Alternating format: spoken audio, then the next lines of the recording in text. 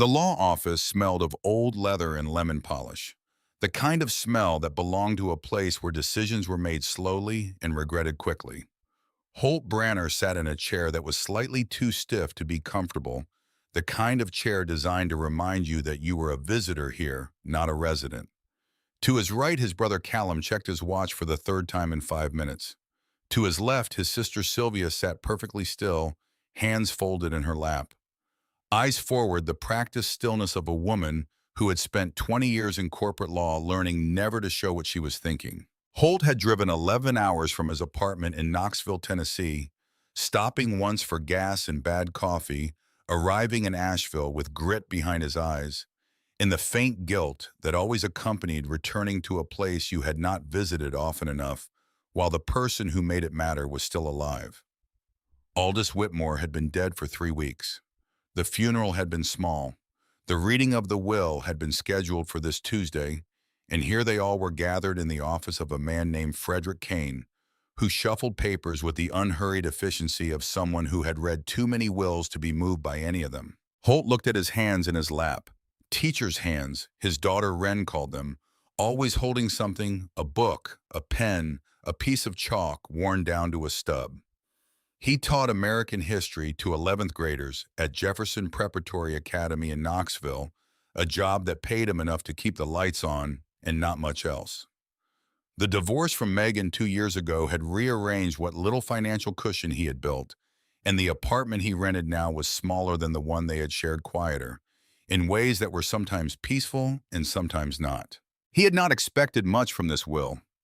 Aldous had never been a man who expressed love through money, and Holt had never been a grandson who needed him to. What he had expected was some token of recognition, perhaps the old fishing rod, or the leather-bound atlas his grandfather kept on the study shelf, or even just a letter. He would have settled for a letter. Frederick Kane cleared his throat, and the room went still. To my grandson Callum, he read, I leave the lakeside property in Grand Lake, Colorado, including all structures, furnishings, and the associated land valued at approximately $850,000. Callum exhaled through his nose in a way that was almost not a sound at all.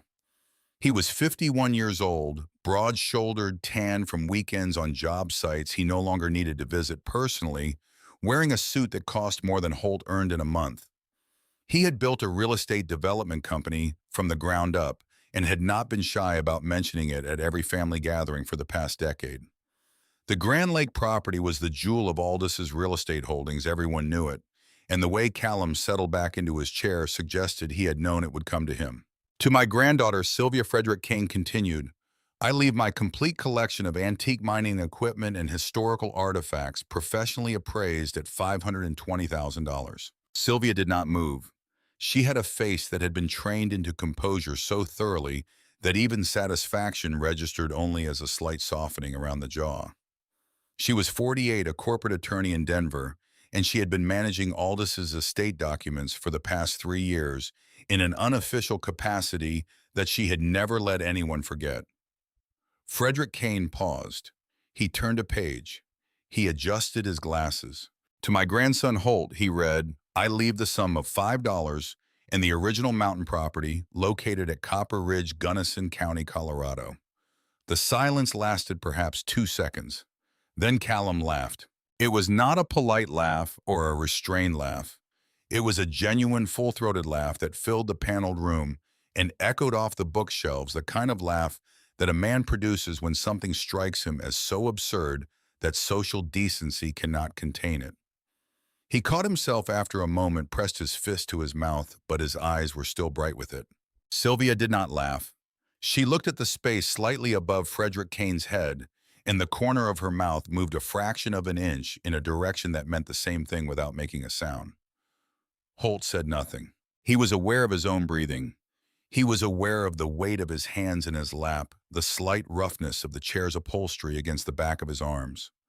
He had taught himself through the long, slow education of a marriage ending and a life being rebuilt in a smaller shape not to let the moment of impact show on his face. You learned that or you didn't, and the men who didn't had a harder time. $5, Callum said, not to anyone in particular. He shook his head slowly, still half smiling. And a mountain shack. Frederick Kane continued reading as though nothing had happened. He described the property in legal terms: 40 acres of mountainous terrain in Gunnison County, a single-structure residence of historical construction deed, fully paid and free of liens. He noted that the deceased had requested the beneficiary visit the property before making any disposition decisions. He noted the coordinates would be provided separately. Sylvia gathered her portfolio when the reading concluded. She stood, buttoned her jacket, and looked at Holt with an expression that had been filed and sharpened into something that resembled concern without actually being it. "If you want help with the property tax situation," she said, "I know someone who handles rural land disposals." Holt looked at her. "Thank you," he said. She nodded once and left her heels, making a clean, deliberate sound on the hardwood. Callum stood, stretched his neck to one side. He was 3 inches taller than Holt and had always carried himself with the particular confidence of men who had gotten what they wanted often enough that they expected it. He clapped a hand on Holt's shoulder briefly. "Look," he said, "if you want to unload it fast, I know developers who do mountain clearance. Rural land is tricky, but I can make some calls. Probably get you 8–10,000 for the acreage. Better than sitting on property taxes for something that's basically uninhabitable." Holt looked at his brother's hand on his shoulder. "I'll think about it," he said. Callum nodded, apparently satisfied, and followed Sylvia out. Holt sat for another moment in the chair that was too stiff in the room that smelled of old leather and decisions. And then Frederick Kane spoke again, quietly, in the different voice men use when the official part is finished. "Your grandfather asked me to give you these personally," he said. He slid a manila envelope across the desk, and then from the desk drawer, something else. A gold pocket watch, heavy and worn smooth from decades of handling. Holt picked it up. The mechanism ticked steadily. He turned it over and read the inscription on the back. "To Holt. Time reveals all truths. 1955. He closed his hand around it and held it for a moment, feeling the weight of something that had been carried every day for 60 years by the man who had just left him, the only inheritance that required anything of him. The drive to pick up Wren took 40 minutes through the kind of Knoxville suburb that had been built in the 90s and had been trying ever since to look older than it was. Megan's house was a colonial with a 2-car garage and a flower bed maintained with military precision. She met him at the door with the practiced neutrality of a woman who had worked very hard to ensure that their divorce would not damage their daughter, and Holt was grateful for it even on the days it made him sad. Wren came down the stairs in her coat, already buttoned, her backpack slung over one shoulder. Her dark hair pulled into a braid that was already coming undone at the bottom. She was 9 years old and had her mother's eyes and her grandfather's habit of watching things carefully before she decided what she thought of them. She kissed Megan at the door and took Holt's hand on the porch steps without being asked. In the truck, she waited until they had turned out of the neighborhood before she spoke. "How was it?" she asked. Long Holt said. "Did Grandpa Aldous leave you something good?" He glanced at her. She was looking out the passenger window at the bare November trees going past. "He left me a cabin on a mountain in Colorado," Holt said. Wren turned from the window. Her expression was entirely serious, the way children are serious when they understand that the adult beside them needs to be taken seriously. "Is it a good cabin?" Holt thought about how to answer that honestly. "It's old," he said. "I haven't seen it in a long time." "Did you like it when you were little?" He did remember it. Not clearly, not in the way you remember things you revisited often enough to keep them sharp, but in the particular way that childhood places stay with you, in sensation rather than sequence. He remembered cold mornings and the smell of pine and wood smoke. He remembered his grandfather's voice in the dark, low and patient, pointing out constellations through the cabin window. He remembered the feeling of being high enough above the world that its noise could not reach you. "I loved it," he said. "Grandpa used to take me there in the summers when I was young." "Did Uncle Callum and Aunt Sylvia go?" Once Holt said. "They didn't like it much." Wren considered this with the careful attention she brought to information that seemed important. How come Grandpa liked going somewhere that they didn't like? Holt looked at the road ahead. "Because some people like places that are quiet and far away," he said, "and some people don't. Grandpa was the first kind." Wren nodded slowly as though this confirmed something she had already suspected. "Can we go see it?" she asked. He had not planned to take her. He had thought vaguely that he would drive out alone, look at the property, make a practical decision about what to do with it, and return.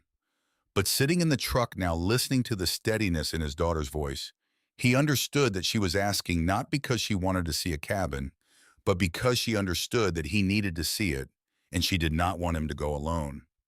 "We could go this weekend," he said. She settled back in her seat, apparently satisfied, and looked out the window again. "Good," she said. That evening, alone in his apartment, after dropping Ren at Megan's for school the next day, Holt finally opened the manila envelope Frederick Kane had given him. Inside, separated from the legal documents by a smaller envelope, with his name written in his grandfather's handwriting, was a letter dated 6 weeks before Aldous' death. He sat at the kitchen table under the single overhead light and read it twice before he set it down. Holt, it began in the strong, careful script that had become shakier in recent years, but never lost its essential character. "By now you know what I've left you. I imagine Callum found it funny, and Sylvia found it useful confirmation of something she already believed. That's all right. They see what they see. Go to the property before you decide anything about it. Take your time when you're there. Look at everything carefully.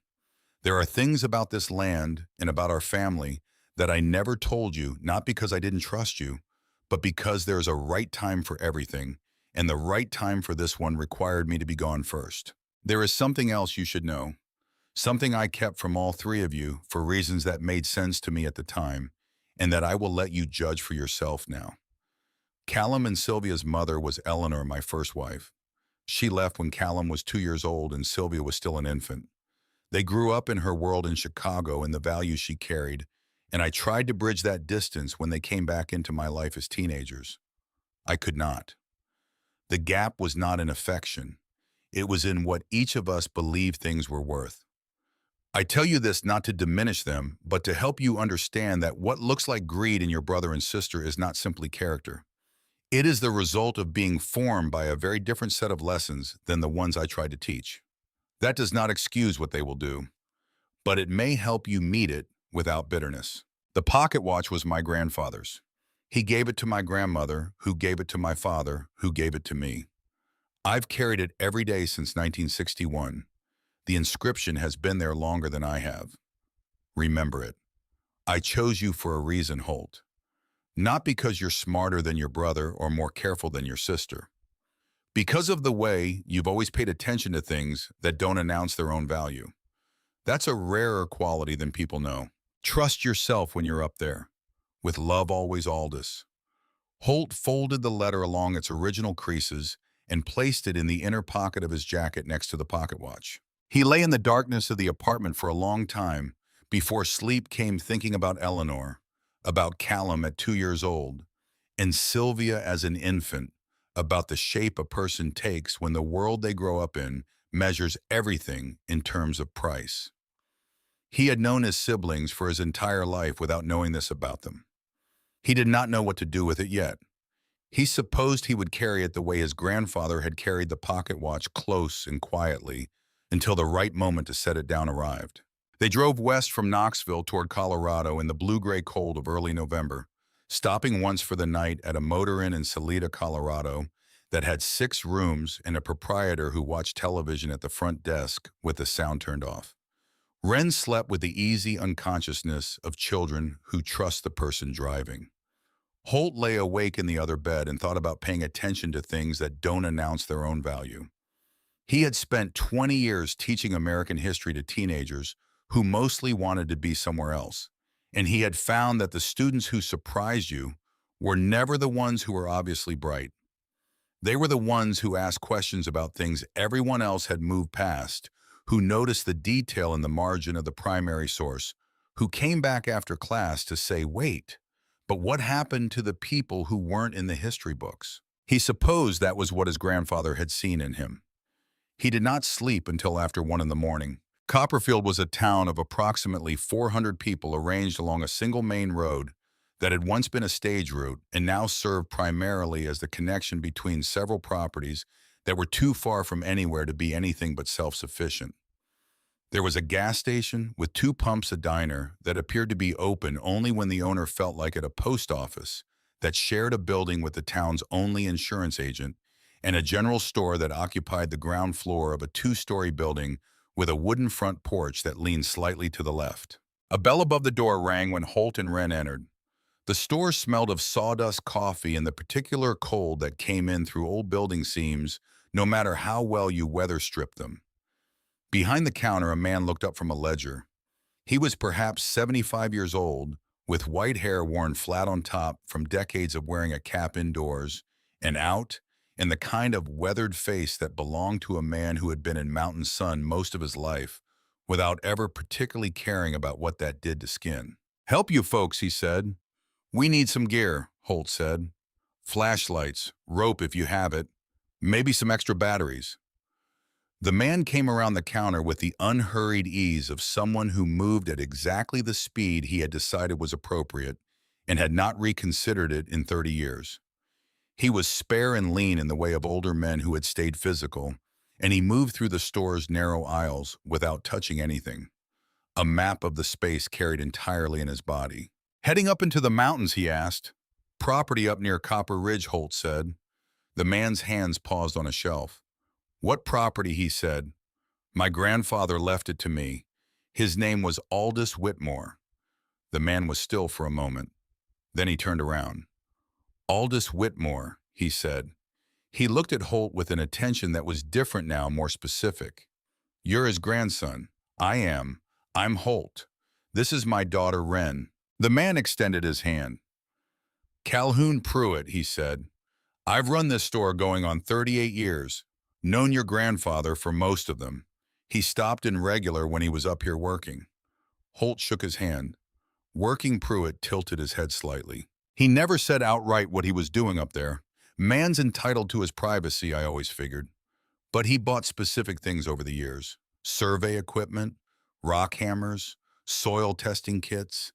Not what you take for recreational camping." He paused. "He was a careful man, your grandfather. The kind of careful that means you've thought something all the way through before you act on it. Did anyone go up there with him? Not that I ever saw. He always came alone. Sometimes he'd be here 2 weeks at a stretch, sometimes longer. He'd come through the store, buy what he needed, exchange a few words, and head back up. Never in a hurry, never seemed troubled even in his later years. Sharp as anyone I've ever dealt with." Pruitt gathered the flashlights, a coil of climbing rope batteries, a first aid kit, moving through the store with the confidence of someone who knew where every single item in it was located. "You planning to do something with the property?" he asked. "I haven't decided," Holt said. "I'm going up to look at it first." Pruitt nodded. He began ringing up the purchase. "If you need anything while you're around," he said, "I'm here 7 days. He put the items in a paper bag and looked at Wren, who had been examining a rack of topographic maps with great seriousness. "You know how to read a topo map?" he asked her. She looked up. "Not really," she said. He lifted one from the rack and set it on the counter, unfolded it. "The lines close together mean steep ground," he said. "The lines far apart mean flat. You can read the whole mountain before you ever set foot on it just from the lines." Wren leaned over the map with her elbows on the counter and studied it with the focused attention she brought to things she considered worth learning. Holt paid and watched his daughter learn to read a mountain. The road to the Copper Ridge property was a dirt track that branched from the main highway at a point marked only by a wooden post that someone had painted white sometime in the previous decade and had not repainted since. Holt turned in and the truck dropped immediately into ruts and rocks, the grade climbing steadily through pine forest that closed on both sides like a corridor, letting in less light the higher they went. "What if the road gets too bad?" Wren asked, gripping the door handle. "We stop and walk," Holt said. But the road held. It deteriorated without becoming impassable, and after 12 minutes of slow climbing, they came out of the trees into a clearing, perhaps half an acre in size, and there was the cabin. Holt had been preparing himself, but he still felt it when he saw it. The structure was more diminished than he remembered. Time had been indifferent to it. The roof sagged at one end, dark patches showing where shingles had blown away across one winter or another. The porch had partially collapsed on the right side, its boards dropping to a diagonal that would make using the front entrance inadvisable. The windows were filmed with decades of mountain grime. The whole structure leaned very slightly against the granite cliff face that rose directly behind it as though sheltering there or perhaps being held up by it. Built directly against the cliff, the cabin seemed to crouch in the mountain shadow. Behind it, the granite wall went up another 100 feet, a natural barrier that enclosed the clearing on its northern side and gave the property a feeling of containment, of being set apart from the world at the tree line. Holt turned off the engine and sat for a moment listening to the tick of the cooling engine and the wind off the cliff face and the particular silence of a place that had not heard human voices in some time. "It looks like something from a book," Wren said quietly. He looked at her. "Which book?" She thought about it seriously. "One where there's something hidden in it," she said. He almost smiled. "Let's be careful going up on the porch," he said. "Test the boards before you put your weight on them." They crossed the clearing in the cold, their breath visible. Holt went first up the porch steps, testing each one, finding two that were solid enough, and one that shifted alarmingly and was best stepped over. The front door was set crooked in its frame, swollen from moisture cycles, and dropped at one hinge, but it opened with sustained pressure and a groan of wood that had not moved in some time. Inside, the air was thick with the smell of abandonment, a mineral cold underlaid with something older, the particular stillness of enclosed spaces that had been sealed too long. Holt stood in the doorway and let his eyes adjust. One main room, perhaps 20 feet by 20 feet. A cast iron stove in the far corner, orange with rust, but solidly made, the kind of stove that had been built in the 1920s to last a century and had done so. A table of rough-hewn boards with two mismatched chairs. Shelves along the north wall holding a few tin cups, a folded piece of canvas, and 3 glass bottles sealed with wax. A narrow door frame led to a smaller alcove at the back, empty now, the floor of it dark with old moisture. Wren walked into the room slowly, her footsteps leaving prints in the dust. "Grandpa Aldous came here alone," she said. "It wasn't a question." "Many times," Holt said. She stopped in the middle of the room and turned slowly, looking at all of it. "He must have liked being here," she said. "You can tell when someone liked a place. It feels different from a place they just used." Holt moved along the shelves. He picked up one of the glass bottles and turned it in his hands. Labeled in his grandfather's handwriting with coordinates and a date, 2007. His grandfather had been collecting soil samples from this property in 2007 and had stored them on a shelf in a cabin that no one else knew to visit. He set the bottle down carefully. Wren was at the far corner by the alcove door, kneeling down. "Daddy," she said. He crossed the room. She was pointing out of the floor. One of the boards ran differently from the others, the grain not quite aligned, the fit slightly proud of the surrounding planks. Holt crouched beside her. He worked his fingers into the edge, and the board moved not with the resistance of something fixed, but with the easy give of something that had been lifted before. He set it aside. Beneath it was a tin box, the kind used for tobacco or tea-flat, and perhaps 6 inches square, set in a deliberate hollow between the joists. He opened it. Inside, protected by a layer of wax paper, were 3 photographs. The first showed Aldous as a young man, 30, perhaps, standing with a group of 6 other men in front of this very cabin. All of them wore work clothes, heavy boots, the rough, practical gear of men doing physical labor outdoors. Some wore hats with narrow brims. They looked at the camera with the direct, unsmiling seriousness of people who understood that photographs were documentation rather than performance. The second showed Aldous alone, considerably older, standing at the cabin door. He was looking not at the camera, but at something to his left outside the frame. His hands were at his sides, but his posture had the quality of alertness of a man who had just noticed something that required his full attention. The third made Holt's breath stop for a moment. It was a photograph of a boy, 8 or 9 years old, standing beside an older man in front of the cabin's stone fireplace. The boy was looking up at the man with an expression of total attention, leaning slightly toward him. The man had his hand on the boy's shoulder and was gesturing with his other hand at something above them, something on the wall or ceiling. Both were unaware of the camera, lost in whatever the man was explaining. The boy was Holt. The man was Aldous. Holt sat back on his heels and looked at the photograph for a long time. He remembered this, not clearly, but genuinely. He had been 8. It had been August, the summer between second and third grade. Aldous had driven him up here in a truck older than this one, and they had spent 4 days at the cabin doing things that had no names in the vocabulary of childhood, but that he understood now to be field geology, basic survey work, the patient cataloging of what lay in the ground.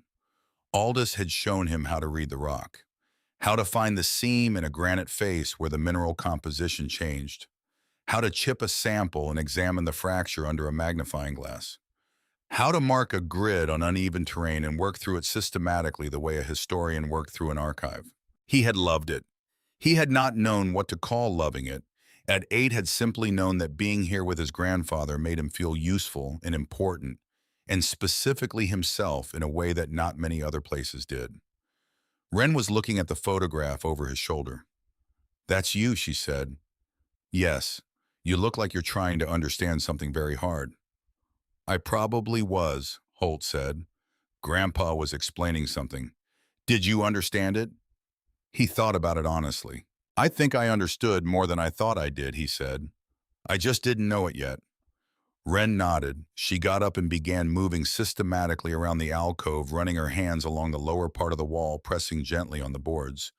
It was the method he had taught her for checking old structures, the way he had taught her to test a fence post or a dock plank. You push before you trusted. She found it near the alcove's northeast corner. "This whole section moves," she said. Holt came over. She was right. The flooring here was different. 3 boards ran slightly perpendicular to the others, a different grade of lumber. And when he pressed them, they gave slightly, not with rot, but with the deliberate give of something hinged beneath. He pulled out the flashlight from his jacket, turned it on, and worked his fingers into the gap between 2 of the boards. He applied pressure at the right angle, and the section lifted as a unit, clean and counterweighted the way a trapdoor should move when it has been built carefully and maintained over many years. Beneath it was another layer of flooring boards running in the opposite direction. And set flush into those lower boards was a hatch square approximately 3 feet on each side with an iron ring handle at its center. Next to the ring, recessed into the wood itself, was a combination lock. 3 rotating dials numbered 0 through 9. The mechanism was old, but the metal was bright in places where fingers had worn the patina away. Someone had used this recently, or at least repeatedly. Wren looked at it without speaking for a moment. "What's the combination?" she said. Holt was already reaching into his jacket pocket. He took out the pocket watch and held it in his palm, looking at the inscription on the back. "To Holt, time reveals all truths. 1955. He set the dials. 5, 5, 5. He pulled the iron ring. The lock clicked open with a sound that was small and definitive, the sound of a mechanism yielding to the right key after a long time of waiting for it. The hatch swung up on iron hinges that moved without sound. He had expected resistance, perhaps rust, perhaps seizure from disuse. Instead, they moved as though they had been oiled within the past year, which he understood in that moment they probably had. Cool air moved up through the opening, carrying the mineral smell of deep earth and stone. The particular cold that exists below the frost line. The temperature of things that have not been touched by weather in a very long time. Holt directed the flashlight beam down into the darkness. Below the hatch were wooden ladder rungs fixed to the rock face with iron brackets that had been driven directly into the granite. The ladder descended into shadow that the flashlight beam did not fully penetrate at this angle. He could see perhaps 20 rungs before the darkness absorbed them. Wren crouched at the edge of the opening and looked down. "How far does it go?" she asked. He didn't answer immediately. He was listening. From below came no sound except the movement of air, slow and steady, which meant the shaft connected to something larger, something with enough volume to breathe. "Stay here," he said. She looked at him. "Be careful," she said. He went down. The rungs were solid. He tested each one before he shifted his weight, the discipline of a man who had done enough old building work to know that the thing that kills you is the assumption that the previous step was representative. Each rung held. The rock face beside the ladder was smooth granite, cool under his hand, faintly damp from the temperature differential between the surface and the depth below. He counted 31 rungs to the bottom. He stepped off onto stone and swept the flashlight beam in a slow arc. He stood at the entrance to a tunnel. It had been cut from the mountain's granite by hand, the tool marks visible in the walls as parallel striations, the marks of chisels driven by men who had worked this stone before the century turned. The tunnel was approximately 7 feet high and 5 feet wide, running straight ahead and curving slightly right at the limit of his flashlight's reach. The ceiling was supported at intervals of perhaps 6 feet by timber beams set into notches cut into the rock walls, the kind of installation that required both technical knowledge and sustained physical labor to put in place. He walked to the nearest beam and examined it. The timber was dense and old, but beside it set into the same notch was a second piece of wood. Newer, much newer.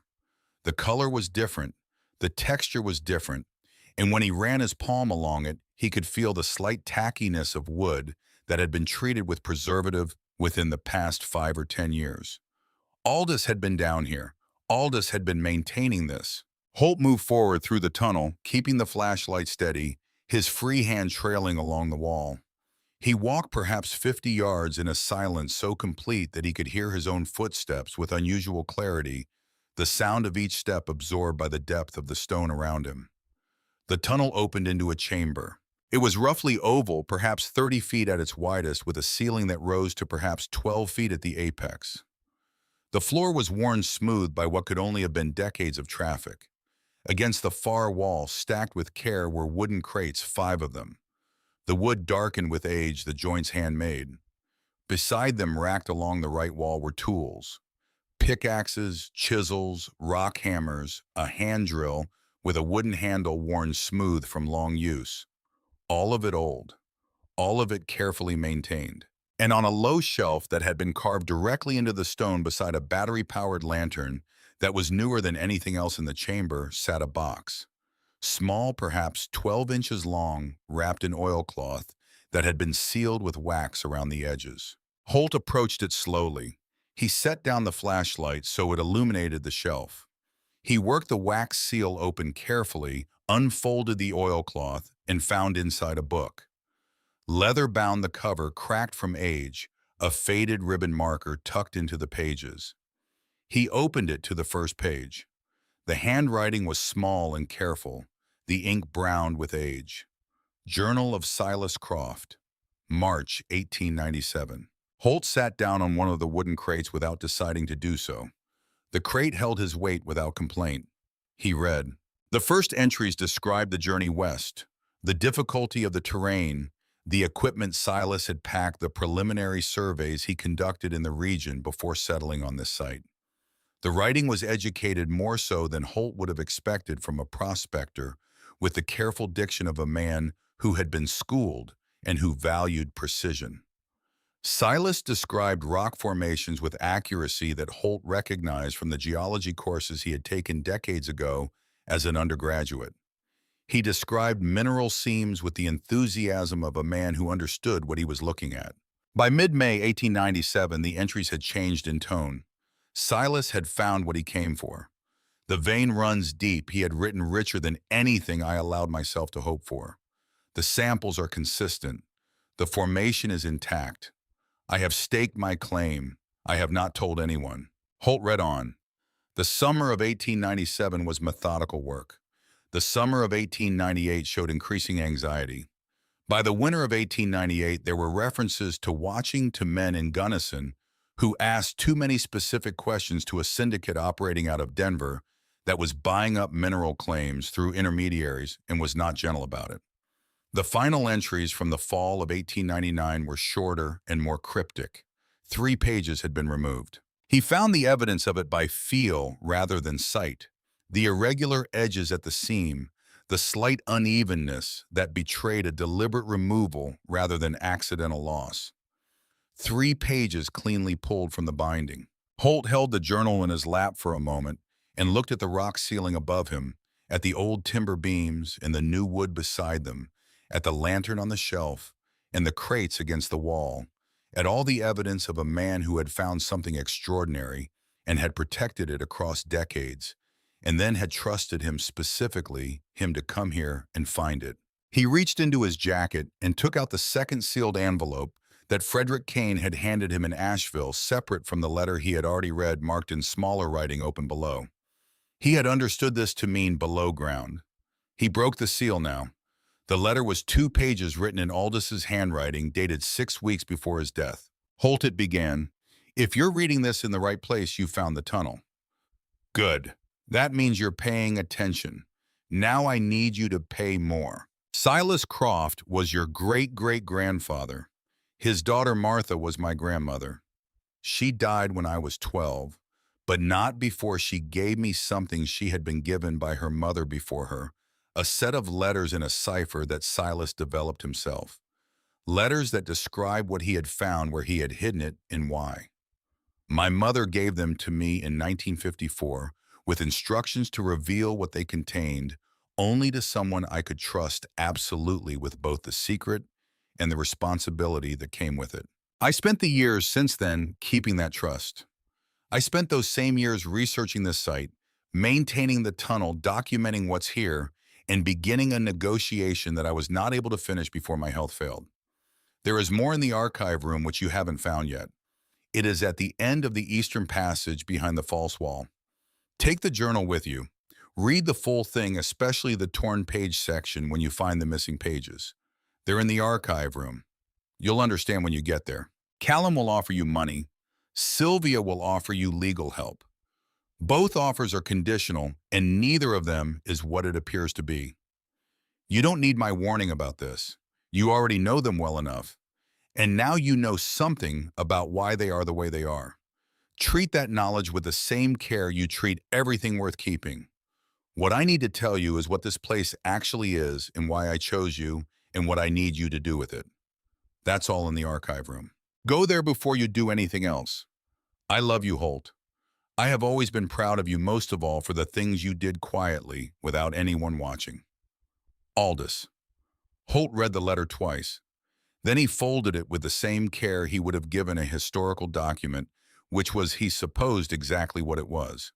He placed it back in the envelope and returned the envelope to his jacket pocket next to the pocket watch. He stood up in the chamber with the weight of the mountain above him and looked at the journal in his hand and the crates along the wall and the passage continuing beyond the reach of his flashlight, and he understood that he had come here thinking he was settling an inheritance, and that what he was actually doing was something much older and much larger than that. He would need more light. He would need proper equipment. He would need time. He would need to bring Wren down here because she deserved to know what her family had been protecting before she was born, and because some things you should not carry alone when you have someone beside you who is already stronger than you had any right to expect. He made his way back through the tunnel to the base of the ladder. He climbed up through 31 rungs of cold, still air. He emerged into the alcove of the cabin and closed the hatch behind him and reset the lock and replaced the 3 floorboards that covered it. Wren was sitting cross-legged in the middle of the main room, the 3 photographs spread on the floor in front of her, examining them with the focused attention she brought to things she considered important. She looked up when he came through the alcove doorway. "You were gone a long time," she said. "I found something," he said. "What?" He sat down on the floor across from her. He looked at the photograph of the 2 of them, the boy who was him and the man who was his grandfather, both of them looking at something above the frame. "A tunnel," he said, "and a room at the end of it, and a journal that belonged to a man who built this mine more than 100 years ago." Wren looked at him steadily. "What was the man's name?" she asked. "Silas Croft," Holt said. Her eyes moved to the photographs and back to him. "Was he family?" she asked. "Yes," Holt said. "He was family. He just didn't know us yet." His phone buzzed in his pocket. He took it out. Callum's name on the screen, waiting there with the uncomplicated certainty of a man who expected to be answered. Holt set the phone face down on the floorboards and let it ring out. Wren watched him do this without comment. Outside the cabin windows, the light was shifting toward late afternoon. The particular gold of November sun in the mountains long and angled and very clear. The granite cliff behind the cabin caught it and held it for a moment before it moved on. The pocket watch ticked in his jacket pocket, keeping time for no one in particular, keeping it steadily and without opinion as it had done for longer than any of them had been alive. He picked up the journal of Silas Croft and held it in both hands. He had been a history teacher for 20 years. He had spent those years showing other people that the past was not gone, but present, that it lived in the documents and the objects and the choices that accumulated into consequence. He had believed it as a professional conviction without ever having needed to believe it as a personal one. He needed to believe it now. And sitting on the floor of his grandfather's cabin with his daughter across from him and a mountain full of unrevealed truth below him, he found that he did. They spent the night in Copperfield at the motor inn, and Holt lay awake listening to Wren breathe in the other bed, while the wind worked at the edges of the window frame, and the mountains held their darkness outside. He read the journal of Silas Croft by lamplight until his eyes ached, moving carefully through the entries, building the man from his own words, the way a historian builds anyone from primary sources, assembling personality and judgment and fear from what a person chose to write down and how they chose to write it. Silas Croft had been a precise man. The journal showed it in the consistency of his measurements, the care of his descriptions, the way he never approximated when he could be specific. He recorded temperature alongside geological notes. He tracked the behavior of water in the rock, the way it moved through different formations, what it carried with it, and what it left behind. He was not a man who had stumbled onto something by accident. He was a man who had come to this mountain knowing what he was looking for, and who had found it by being more systematic and more patient than the men around him. The entries from 1897 and 1898 were those of a man in full command of his project. The entries from 1899 were those of a man who understood that the world outside his project had become dangerous. There were men from Denver, Silas wrote in June of that year. They came through Copperfield asking about new claims. I did not speak with them. Pruitt at the store told me afterward that they had mentioned my name. I do not know how my name came to their attention. Holt found this detail striking in a way that extended beyond the historical. Pruitt at the store.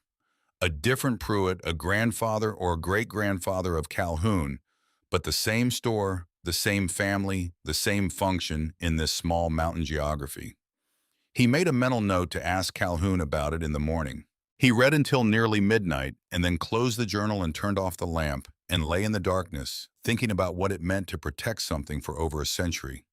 Not to spend it or display it or build a reputation on it, but simply to maintain it, to preserve its integrity and its context, and the promise that had been made in its vicinity, and to wait for the right moment to pass it to the right person. He fell asleep thinking about Silas Croft alone in this mountain in 1899, writing in his journal by whatever light he had aware that men were looking for him from the valley below. In the morning, he called Dr. Everett Marsh. He had found Marsh through 3 hours of research 2 weeks earlier, working backward from the geological literature on Colorado mineral deposits, until he found a name that appeared repeatedly in the academic record, always in connection with silver formations in the Rocky Mountain region.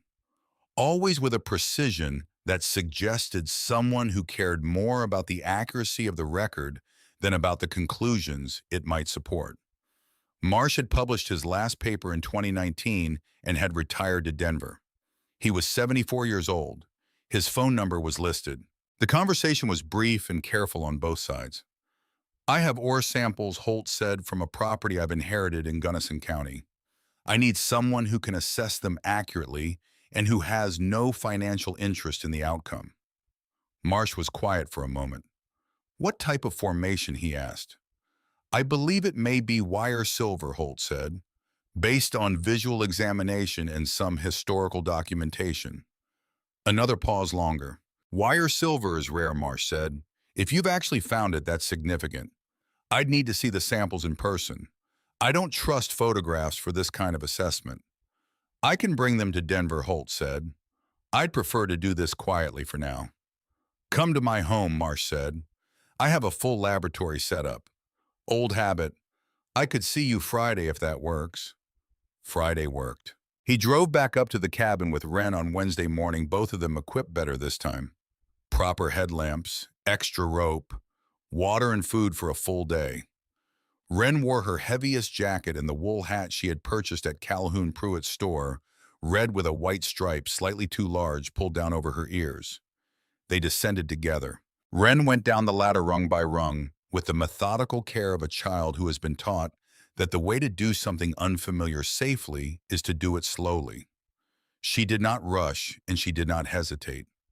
She counted the rungs quietly under her breath and stepped off the last one onto the tunnel floor and stood in the cool dark with her headlamp cutting a bright circle ahead of her and looked at the stone walls and the timber beams and said nothing for a moment. Then she said, "It smells like the inside of a rock."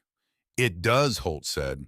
She turned her headlamp along the wall, following the tool marks left by Silas Croft's chisels over a century earlier. "Somebody made this by hand," she said. "Yes, over 100 years ago." She touched the stone with her fingertips very lightly, the way you touch something old when you understand that it has survived longer than you have any right to expect, and you do not want to be the thing that damages it. "It must have taken a very long time," she said. "It did," Holt said. "Months probably, maybe longer." They moved through the tunnel together. He let her set the pace and she chose a steady walk, unhurried, her headlamp moving from wall to ceiling to floor as she took in the space around her. She asked questions as they went. Why did he put the beams where he did? How did he know where to dig? What kind of tools did men use for this kind of work before there were machines? He answered what he knew and told her honestly when he didn't know, which was more often than a history teacher liked to admit.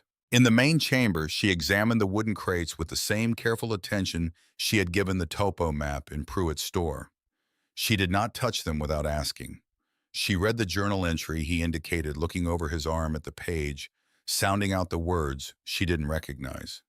He was scared at the end, she said. Yes, but he kept going anyway. He kept protecting it, Holt said. That's different from not being scared. She thought about this. Is that what brave means, she asked. He looked at his daughter in the lamplight of a chamber that had been sealed for most of a century, her small face serious and entirely present. That's exactly what brave means, he said. They spent 4 hours in the tunnel system that day, but did not find the archive room. The eastern passage that Aldous' letter had referenced turned out to extend considerably further than Holt had initially estimated, and at several points it required careful navigation over fallen stone that had come down from the ceiling at some point in the past and had been partially cleared, leaving a low section that required crawling for perhaps 15 feet. Wren went through without complaint, emerging on the other side, dusty and unbothered. The archive room remained elusive. There were 3 branches off the main eastern passage, and 2 of them dead-ended within 30 feet. The third extended beyond the reach of their equipment and showed signs of water intrusion at its lower sections, the floor dark and the air heavier. Holt marked his maps and decided they would need to return with more light and more time. They surfaced in the late afternoon, dusty and cold, and satisfied in the specific way that physical searching satisfies, even when it does not conclude. The drive to Denver on Friday took 4 hours. He had left Wren with Megan for the weekend. Megan had asked no questions, which was one of the things about her he had always respected. Everett Marsh lived in a house in the Washington Park neighborhood that had the established look of a place that had been lived in carefully for a long time. The landscaping was spare and well considered. The front door was painted a dark green that had weathered to something richer than its original shade. Marsh answered the door himself. He was a tall man, slightly stooped in the way of very tall men, who have spent decades bending toward things at desk height, with white hair worn somewhat long, and the particular quality of attention in his eyes that Holt associated with people who had spent their professional lives observing things at very small scales. You developed a habit of focus that did not entirely switch off when you stopped working. "Come in," Marsh said. "I've been thinking about your call since Tuesday." The basement laboratory was precisely what Marsh had described, and more. Microscopes of varying magnification lined one wall. Shelves held samples in labeled cases, hundreds of them, a personal collection built across 4 decades.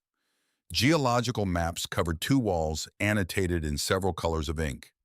The space had the organized density of a place where a great deal of work had been done over a long time and where the tools of that work had been kept with the care that suggested they were still being used.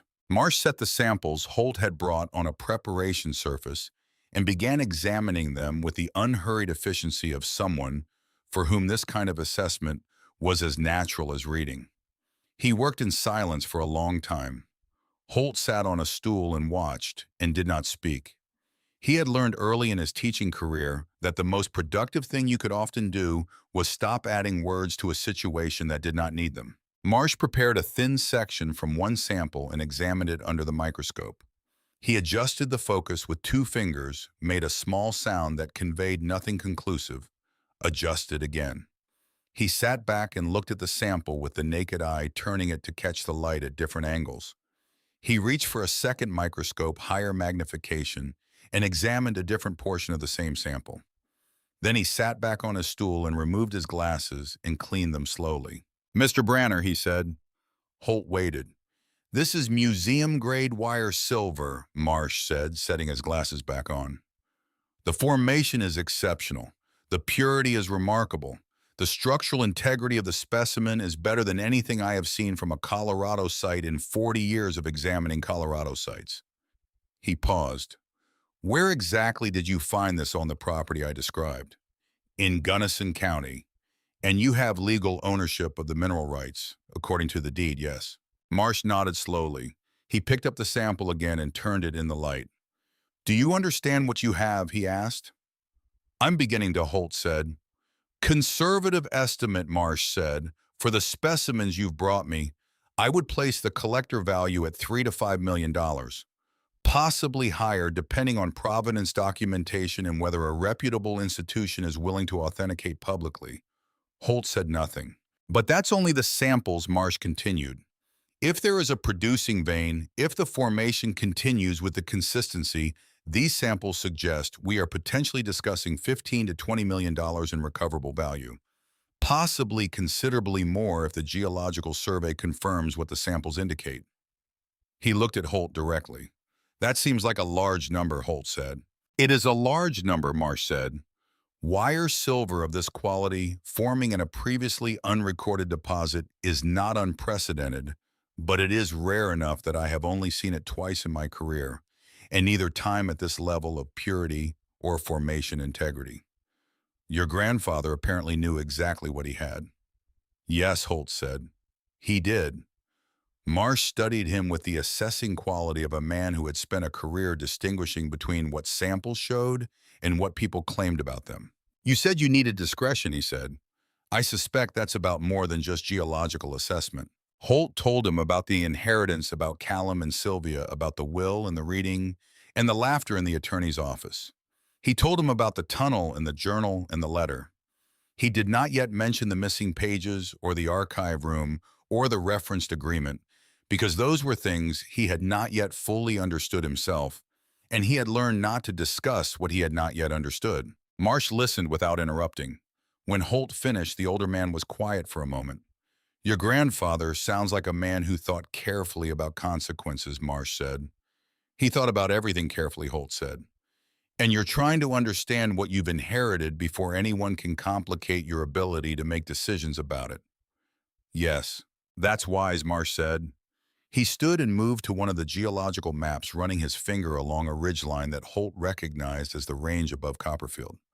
"Once word of a discovery like this gets out, you lose control of the process very quickly. Mining companies, environmental regulators, legal challenges, competing claims. Your grandfather kept this quiet for a reason." He turned from the map. "I'd like to see the site," he said. "Do a proper survey. I want to be clear that I have no financial interest in this. I'm 74 years old, and I have more money than I need and more years behind me than ahead of me. What I want is to see a genuine find one more time before I stop being able to get to them." Something in the directness of this settled something in Holt that had been unsettled since the attorney's office. "I'd appreciate that," he said. They arranged for Marsh to drive up the following weekend. Holt drove back to Knoxville in the dark, arriving home after midnight. He sat in his apartment for a while without turning on the lights, the way he sometimes did when he needed to think without distraction, letting the dark room hold its silence around him. His phone had 3 missed calls from Callum and one text from Sylvia that said simply, "We should talk before this gets complicated." He set the phone on the kitchen counter and went to bed. Everett Marsh arrived at the cabin the following Saturday in a battered pickup truck that was significantly older than it looked functional, and that was filled in its bed with professional equipment packed into cases of varying sizes. He moved through the cabin and down the ladder with the efficiency of a man who had done field work in much harder conditions than this, and who saw no reason to make a production of the physical aspects of it. In the tunnel, he set up his equipment methodically: ground-penetrating radar, mineral testing instruments, structural analysis tools that he operated with the careful competence of long familiarity. He examined the timber beams with particular attention, running his hands along the wood, looking at the joints, checking the angles. "Whoever installed these supports knew what they were doing," he said. "The geometry is correct for this kind of span. They've been maintained. Look at this." He pointed to where 2 pieces of timber met at a bracket. The older wood was gray and dense. The newer piece was a different color entirely. "Your grandfather replaced this section within the last decade," Marsh said. "He was doing preventive maintenance. He understood the structural requirements of keeping this tunnel safe for access. This wasn't occasional curiosity. This was sustained, technically informed stewardship." He spent 2 full days doing the survey, working with a patience and attention to detail that reminded Holt of the best of his own students, the ones who understood that the interesting things were in the process, not just the conclusion. On the second day, they found the archive room. It was Marsh who identified the false wall.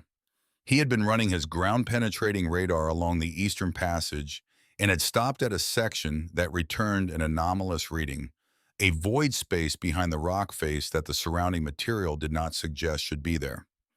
He marked the location, and they examined the wall surface carefully until Holt found the seam, almost invisible, running in a line that followed a natural crack in the granite, but that deviated from it at 2 points in a way that nature would not produce. The false wall was a construction of stone and mortar that had been faced with native rock to match the surrounding material. Someone had done this with considerable skill and considerable patience. Working it loose required an hour of careful effort, removing the facing stones one by one and stacking them to the side. Behind it was a space perhaps 15 feet deep and 10 feet wide, with a ceiling that followed the natural rock above. Metal filing cabinets lined the left wall, 4 of them, the industrial kind built for durability. Wooden shelves along the right wall held labeled boxes, and on a low table in the center of the room sat a leather ledger book, its cover worn smooth from handling its spine, thicker than it should have been for its visible page count. Holt crossed the room and picked up the ledger. He opened it. The pages were his grandfather's decades of field notes and research accumulated in his careful handwriting. Mineral surveys, geological assessments, notes from academic literature on wire silver formations, a record of the tunnel maintenance dated entries going back to 1961, when Aldous had first descended here himself after deciphering the letters his mother had given him, and had begun the long work of understanding what Silas had left behind. But the spine. He felt it with his fingers the way he had been taught to examine old books, because important things were sometimes hidden in the structural elements rather than the pages. The spine was reinforced, padded slightly too thick. He worked the inner lining of the spine open carefully, and 3 folded pages came out from the hidden pocket within, protected by the leather casing that had been built around them. He unfolded them with the care he would give a 14th-century manuscript. They were Silas Croft's missing journal pages. The handwriting was the same, smaller under the pressure of confined space and perhaps of urgency. The ink was the same brown as the rest of the journal, oxidized by time to the color of old tea. The dates ran from the 12th of August, 1899, to the 1st of September of the same year. He read, August 12th, 1899. A man came to the site today, not one of the Denver men, something different. He said his name was Dakota and that he had watched me working on this mountain for 2 years. He said his people had used these caves for generations beyond counting, long before men like me came to this country looking for metal. I expected confrontation. What I received was instruction. He took me deeper into the mountain than I had gone myself, through a passage I had not found, and showed me chambers that my tunnel had approached but not reached. I stood in those chambers and understood for the first time that I was not the first person to stand in them, and that the people who had stood there before me had left things behind that were not mine. August 18, 1899. Dakota returned. We sat at the entrance to the East Chamber, and he spoke for a long time about his people's relationship with this mountain, about what the caves had meant across generations, about the ceremonies that had been conducted in the deeper chambers, about the objects left there by people who would not have a word in their language for mine and who would not have needed one. I listened. I did not speak much. I have discovered that I listen better when I do not fill the space with my own voice. He asked me for a promise, not for money, not for land rights, not for legal consideration. A promise. He said that if I took the silver from this mountain, I should protect what his people had left in it, and that someday when the time was right, those things should be returned to his people. He said the mountain was patient. He said it had been waiting a long time already and could wait longer if it needed to. I gave him my word. It is the word of one man to another in a mountain in Colorado in the year 1899, without witnesses or documents or legal weight of any kind. I believe it is the most important promise I have ever made. August 25, 1899. The Denver men have been in Copperfield again. Pruitt warned me. I have moved the best samples to the lower chamber and sealed the archive passage. If they find the mine, they will find enough to satisfy casual inspection. What matters is below. And I have done something more. I have made arrangements to disappear. If the Denver men find me, I lose everything, including the promise. So I will not be found. I will let them think the mountain took me in the winter. I will become someone else somewhere else, and I will send letters to Martha in the cipher only she can read, and she will know the truth of what happened here and why. September 1st, 1899. I have made all arrangements. If something happens before I can disappear, if the Denver men or anyone like them succeeds in what I believe they intend, I want these pages to stand as testimony. I broke no law. I harmed no man. I kept my promise to a friend. The silver is real. The deposit is substantial. But the chambers beyond the archive room belong to people who were here before me and who will, I hope, be here long after. That is not my silver. That mountain is not my mountain. I am only a man who found something and who had the sense to understand that finding a thing does not make it yours. Holt set the pages down on the table and sat in the archive room in the silence of the mountain for a long time. So Silas had not died in the winter storm of 1903. He had planned his own disappearance 4 years before that reported death, had arranged it to protect both the mine and the promise, had lived out his remaining years under another name, and sent coded letters to his daughter Martha so that the truth of what lay in this mountain would not die with him. Martha had kept those letters, had passed them to Aldous' mother, and Aldous' mother had put them in her son's hands in 1954 on her deathbed, with instructions to find someone worthy of carrying them forward. 3 generations of careful keeping. 3 people who had chosen the harder thing when the easier thing was available.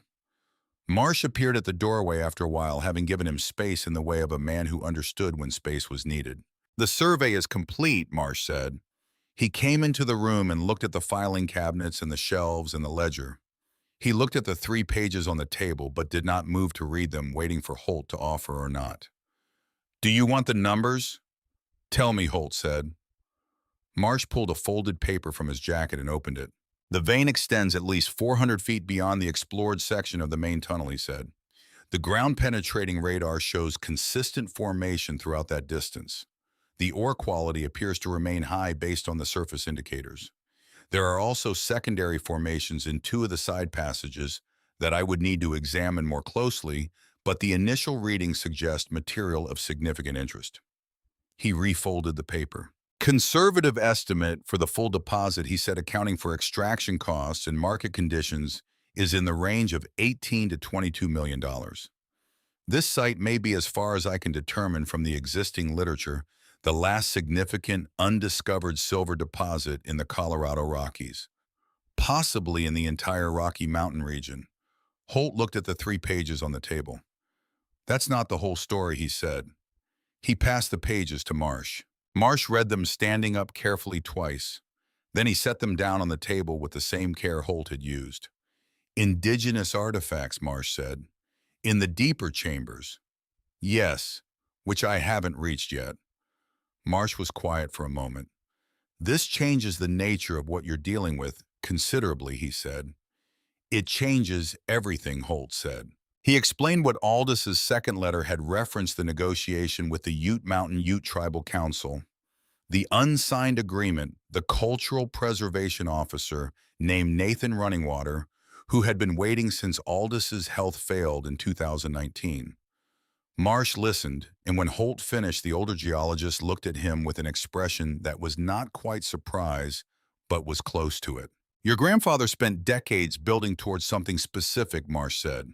He wasn't just protecting the silver.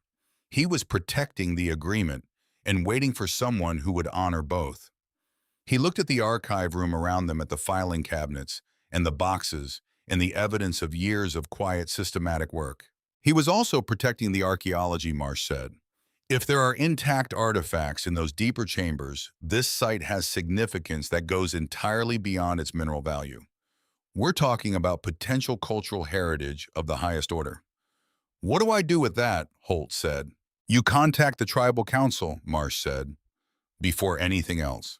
Before any legal proceedings, before any formal documentation of the mineral rights, before anyone else knows what's here. You contact them and you honor what your grandfather started. The sound of vehicle doors came from above, muffled by the stone, but unmistakable. They looked at each other. Holt went up first. Callum and Sylvia stood in the clearing beside a gray SUV he did not recognize. Behind them, a younger man held a camera and was photographing the cabin's exterior with the practiced efficiency of someone doing professional documentation. Callum wore a jacket suitable for outdoor conditions, but clearly purchased for the aesthetic. Sylvia wore exactly what she would wear to a business meeting and looked entirely comfortable in it despite the cold. What are you doing here? Holt said. Callum spread his hands in a gesture that suggested reasonableness. It's still family property until a court says otherwise, he said. We have as much right to assess it as you do.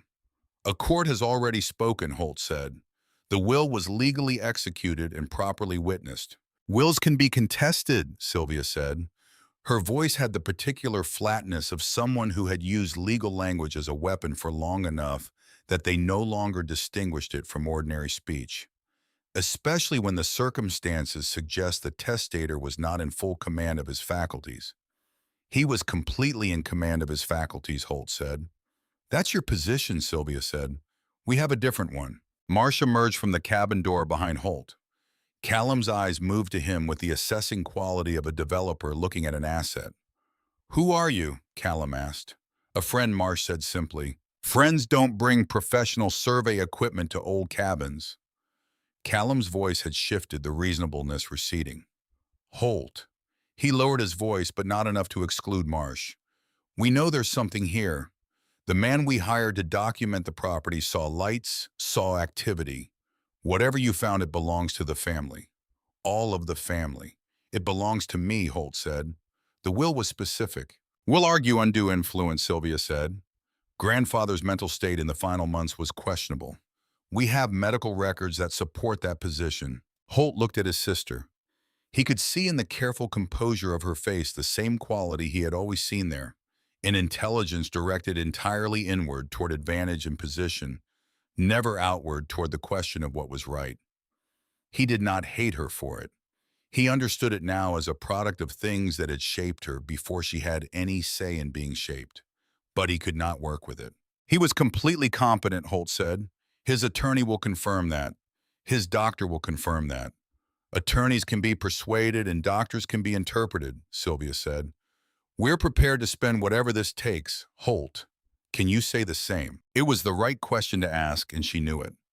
A high school teacher on a teacher's salary, recently divorced, paying child support on a reduced income, facing a legal team funded by a successful real estate developer and a corporate attorney. She had done the math before she got in the car. "File your lawsuit," Holt said. Callum looked at him with an expression that contained several things at once: frustration, surprise, and somewhere beneath both of those, something that might in a different context have resembled respect. "Don't be stubborn about this," Callum said. "This isn't stubbornness," Holt said. Callum studied him for a moment. "What is it then?" Holt thought about Silas Croft writing in his journal in 1899 alone in this mountain, with men looking for him from the valley below. He thought about the words Silas had used. "Promise, it's a prior commitment," Holt said. They left. The gray SUV went back down the dirt track and the trees closed behind it, and the clearing was quiet again, except for the wind off the granite face and the sound of Marsh gathering his equipment on the porch. That evening, alone in the motor inn after Marsh had driven back to Denver, Holt sat at the small desk with the filing cabinet folders he had photographed in the archive room and worked through them methodically. There were decades of correspondence, letters to and from geological survey offices, to academic institutions, to historians who had written about Colorado's mining history. There were research notes on the Ute people's relationship with the Gunnison region, careful and detailed, drawn from anthropological literature, and from what appeared to be Aldis's own notes from conversations with cultural historians. There were photographs, some old and some recent, documenting the tunnel system, the ore formations, and what appeared to be artifact locations in the deeper chambers that Holt had not yet reached. And there was the agreement. It was a 12-page document professionally prepared, specific in every provision. The ceremonial chambers and all artifacts therein to pass under the stewardship of the Ute Mountain Ute Tribal Council in perpetuity, with legal protections under the Native American Graves Protection and Repatriation Act. The commercial mining rights to the silver deposit to remain with the Whitmore family, defined as the legal heir of Aldis Whitmore. A revenue-sharing provision allocating 10% of any proceeds from commercial activity to a fund administered by the Tribal Council for cultural preservation purposes. At the bottom of the final page, 2 signature lines: Aldis Whitmore, property owner; Tribal Council Chairman, Ute Mountain, Ute Tribe. Both blank. Beside the agreement, a handwritten note in Aldis's late-stage handwriting, the letters larger and more labored than his earlier writing, but still entirely legible, still entirely his. "Nathan Runningwater at the Cultural Preservation Office knows everything. He's been waiting since I had to stop. He is a good man, Holt. Call him before you do anything else. Whatever happens with your siblings, honor this first. The rest will follow from it." Holt looked at his phone. It was 8:30 in the evening. He sat with this for perhaps 30 seconds. Then he picked up the phone and dialed. It rang 4 times. "Hello," said a voice, measured unhurried with the particular quality of a man who answered unknown numbers the same way he answered known ones. "My name is Holt Branner," Holt said. "My grandfather was Aldis Whitmore. I'm calling about the agreement." A pause. Not a surprise pause. A pause of the kind that follows something expected. "We wondered if someone would call," Nathan said. "We had begun to think perhaps they wouldn't." "I'm sorry it took this long," Holt said. "Don't be sorry," Nathan said. "Are you prepared to honor what your grandfather began?" Holt looked at the unsigned agreement on the desk in front of him. "That's why I'm calling," he said. They arranged to meet the following week. Nathan's voice on the phone had the quality of a man who had been patient for a long time and who was capable of remaining patient a while longer if necessary, but who was also quietly and completely serious about what mattered. Holt found this steadying in a way he had not expected. He spent 2 more days in Copperfield after the phone call, going back into the tunnel system each morning, working deeper into the Eastern Passage with better equipment, looking for the chambers that Silas had described and that Aldis had documented in the archive room photographs. He found them on the 2nd day. They were beyond the water-intruded section of the Eastern Passage, past a point where the tunnel floor dropped 18 inches and the ceiling came down to 6 feet, requiring a hunched progress that opened suddenly into a different quality of space entirely. The chambers were natural, not hewn. The rock walls curved and rose in shapes that the mountain had made over millions of years, and the floor was flat and smooth in the way of places where water had once stood and deposited sediment and then receded. The air was different here, drier and somehow stiller, the stillness of a space that had been sealed for a very long time. Objects had been placed along the natural shelves in the rock. Pottery intact, the clay surface showing the marks of hands that had shaped it. Tools made from bone and shaped stone, their purpose not always obvious, but their deliberate construction evident in every angle. Woven materials preserved by the extraordinary dryness of the sealed space. The fibers intact, the patterns still visible after what could have been hundreds of years. Holt stood in the entrance to the first chamber with his headlamp and did not move for a long time. He had been a history teacher for 20 years. He had taught his students that history was not abstract, that it was made of specific people in specific places, making specific choices, and that the evidence of those people and those choices was the most important thing you could learn to read. He was reading it now. These objects had been placed here by people whose names he did not know in a time so far before his own that the distance was almost incomprehensible, and they had survived because the mountain had kept them, and the mountain had kept them in part because Silas Croft had made a promise to a man named Dakota in 1899 and had meant it, and Aldous Whitmore had carried that promise forward across decades, and now Holt was here. He took photographs. He did not touch anything. He documented what he saw with the discipline of a researcher who understood that documentation was a form of respect. He came out of the tunnel in the late afternoon and sat on the cabin's porch step in the cold, and thought for a long time about the weight of what he was carrying. His phone showed a text from Frank Delacroix, the attorney in Copperfield, whose name Calhoun Pruitt had given him 2 weeks ago. Received notification today that a lawsuit has been filed in Gunnison County Court. Plaintiffs are Callum Whitmore and Sylvia Whitmore Crane. Grounds listed as undue influence and diminished mental capacity. You should come see me. He stared at the text for a moment. Then he thought about what Aldous had written. Whatever happens with your siblings, honor this first. The rest will follow from it. He put the phone in his pocket. He drove to Towaoc 3 days later, a 2-hour drive south through country that changed character as he descended from the mountains, the terrain opening into a high plateau that had its own austere beauty, the kind of landscape that did not announce itself, but that held your attention once it had it. The offices of the Mountain Ute Cultural Preservation Department were in a low building set back from the main road, practical and well-maintained. Nathan Runningwater met him in the parking lot. He was perhaps 50 years old, with graying hair worn short and a face that combined watchfulness and patience, in roughly equal measure the face of a man who had spent years negotiating on behalf of things that mattered, and who had learned that the negotiation required both qualities simultaneously. He shook Holt's hand with a directness that matched his phone voice. They went inside to a conference room. Nathan poured coffee. They sat across from each other. Holt put the agreement on the table between them. Nathan looked at it without touching it.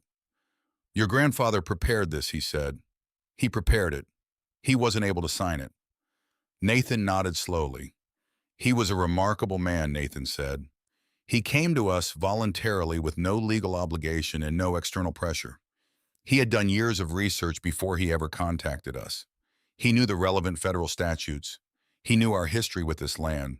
He came prepared, and he came in good faith. He stopped. We negotiated for 5 years, Nathan continued. The agreement you have there represents the outcome of that negotiation. Both sides found it satisfactory, and then his health deteriorated and the process stopped. We have been waiting since 2019. Holt looked at the blank signature lines. I want to honor everything he started, he said. There's a complication, Nathan said. Your siblings are contesting the will. I know. If the contest succeeds, the agreement becomes unenforceable. A new owner or a division of the estate would not be bound by a document that was never executed. Which is why I need to move quickly, Holt said. Nathan looked at him for a long moment. We have legal standing here, he said. Federal heritage protection law gives us the right to intervene in any proceeding that affects a site containing cultural artifacts of indigenous origin. If your sibling's lawsuit threatens the integrity of this site, we can file as an interested party. Our legal team has handled cases like this before. He leaned forward slightly. We're prepared to support your position in court if necessary, he said. Not because of the silver, because of what's in those chambers, because your grandfather made a commitment to our people, and you're here to honor it. Holt thought about Silas Croft sitting at the entrance to the East Chamber in 1899, listening to a man named Dakota speak about what the mountain meant to his people. I've seen the chambers, Holt said. Nathan waited. The artifacts are intact, Holt said. The preservation is remarkable. You should know that whatever happens in court, whatever Callum and Sylvia do, I am not going to let anyone disturb those chambers without your counsel's involvement and consent. Nathan was quiet for a moment. Your grandfather used almost the same words, he said. They spent 3 hours going through the agreement, Holt asking questions, Nathan explaining the provisions and the reasoning behind them. The meeting ended with a handshake and a scheduled follow-up for the formal signing contingent on the resolution of the legal challenge. Driving back north through the plateau in the late afternoon light, Holt felt something that he could not quite name at first. It took him the better part of an hour to identify it. It was the feeling of being on the right side of something, not the winning side, which was different, in which he had no guarantee of, but the right side. The side where the weight of what you were doing did not fight against you when you tried to carry it. His phone rang. Callum, he let it ring. Then after it stopped, he called Wren. She answered on the second ring. Hey, Dad. Hey, Wren. How's school? Fine. Did you find the other room? He smiled in the empty truck cab. I found it, he said. Was it good? He thought about the pottery on the stone shelves, the woven materials, the tools, all of it waiting in the sealed dark for someone to remember where it was. It was better than good, he said. It was exactly what it was supposed to be. She was quiet for a moment. Are you going to be okay? She asked. With Uncle Callum and Aunt Sylvia and the lawsuit thing, he watched the plateau go past in the fading light. The land out here had the quality of places that had absorbed a great deal of human experience and were entirely indifferent to it, not hostile, just present in a way that made human trouble seem appropriately sized. I think so, he said. I think Grandpa Aldous planned ahead. She accepted this. Okay, she said. Good. She told him about school, about a project on westward expansion that she was working on for history class, about a question she had about whether the people who moved west understood what they were taking from the people who were already there. Some of them understood, Holt said, more than we usually tell it in the textbooks. The ones who understood had to decide what to do with that understanding. Like Silas Wren said, exactly like Silas Holt said. The road ahead climbed back toward the mountains, and the mountains held the last of the light for a while before letting it go. Frank Delacroix's office occupied the second floor of a building on Copperfield's main road that had been a hardware store at some point, and before that, based on the architectural bones of it, something older still. The stairs creaked in a specific sequence that Holt had already memorized from 2 previous visits. The office itself was small and organized with the particular efficiency of a man who worked alone and had learned to make a confined space serve complex purposes. Frank was in his early 60s with the weathered look of someone who had spent a career in small-town practice, handling the kinds of legal situations that never made the papers, but that mattered enormously to the specific people involved. He had the patient, unhurried quality of a man who had learned that most legal problems approached carefully and without panic were more manageable than they initially appeared. He had also, in Holt's assessment after 2 meetings, the rarer quality of genuine ethical seriousness. He cared about getting things right, not just about winning. He had the lawsuit documents spread across his desk when Holt arrived. Sit down, Frank said. This is worth going through carefully. Holt sat. The filing is professionally done, Frank said. Sylvia's firm prepared it, or someone they hired who knows Colorado probate law. They're not making amateur mistakes. He sorted through the pages. The undue influence claim argues that you had disproportionate access to your grandfather in his final years and used that access to shape his testamentary decisions. The diminished capacity claim argues that Aldous showed evidence of cognitive decline sufficient to call into question whether he fully understood what he was signing when he executed the will. On what basis, Holt said. Medical records, Frank said. They've obtained Aldous's records from his primary care physician in Asheville. There are entries in the last 18 months of his life noting occasional disorientation, some memory inconsistency, one episode that the doctor described as a period of confusion following a medication adjustment. Holt was quiet for a moment. He had a medication adjustment in March of his last year, Holt said. His blood pressure medication was changed and it interacted with something else he was taking. He was confused for about 3 days, and then he was completely fine. I spoke with him during that period, and I spoke with him every week for the 2 years following it. He was entirely himself. I believe you, Frank said. But the medical record exists, and in a will contest, a medical record noting confusion in the testator within 2 years of execution is something a court will take seriously, at least seriously enough to require a response. What's our response? Frank leaned back. Several things. The will itself was executed with full legal procedure, witness notarized and accompanied by a written competency evaluation from Aldous's attorney at the time of signing, which Frederick Kane has already agreed to provide. We have your testimony and the testimony of others who interacted with Aldous regularly.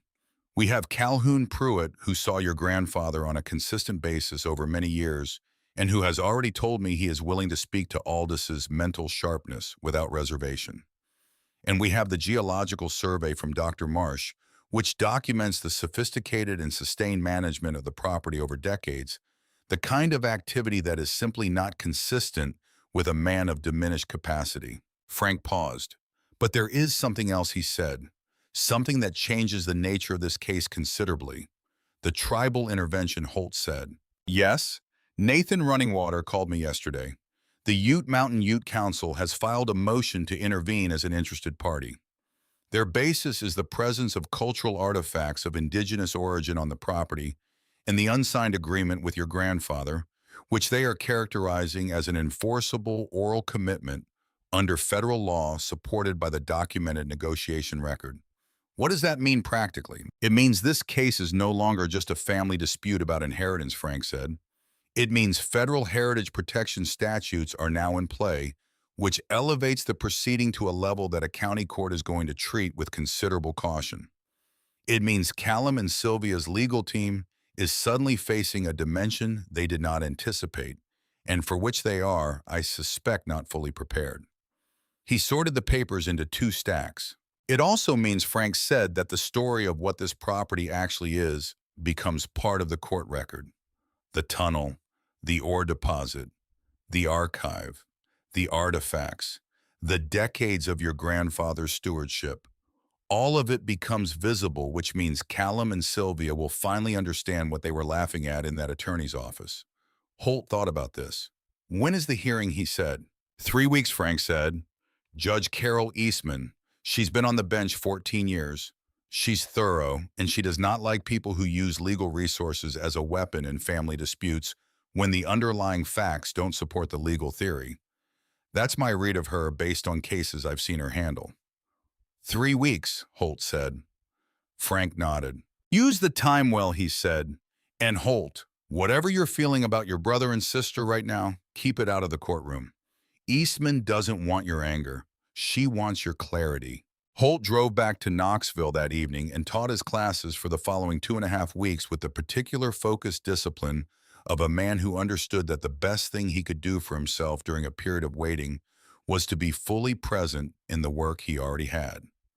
His 11th graders were deep into the Reconstruction era, a period of American history that Holt found genuinely compelling in its complexity, a time when the right answers were theoretically available, and the wrong ones were systematically chosen instead, and the gap between possibility and outcome told you almost everything you needed to know about how power actually worked. He saw Wren on the weekends. He did not tell her the specifics of the legal proceedings, because she was 9 years old and because the specifics were not her weight to carry. But she was perceptive in the way she had always been, and on the second weekend she looked at him across the dinner table and said, "You're worried, but you're not scared." He looked at her. "What's the difference?" he said. She thought about it with the seriousness she brought to questions that seemed important. "Scared is when you think something bad is going to happen and you can't do anything about it," she said. "Worried is when you think something bad might happen, but you're still trying to prevent it." He considered this. "Then yes," he said, "I'm worried." She nodded, apparently satisfied with the distinction. "Are you going to be okay?" she said. "Grandpa Aldous planned ahead," he said. "I'm trusting the plan." She accepted this in the way she had accepted it before, with the calm of a child who had decided to trust the adult beside her, which was its own kind of gift and its own kind of weight. Callum called on a Tuesday evening 2 weeks before the hearing.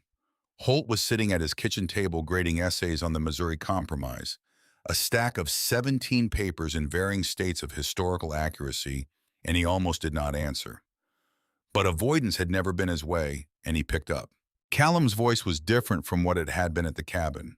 The aggressive confidence had been replaced by something that was trying to sound reasonable and was not quite succeeding. "I think we should talk before this goes further," Callum said. "We're talking now," Holt said. "In person, without lawyers." Holt set down his pen. "What would be the point?" he said.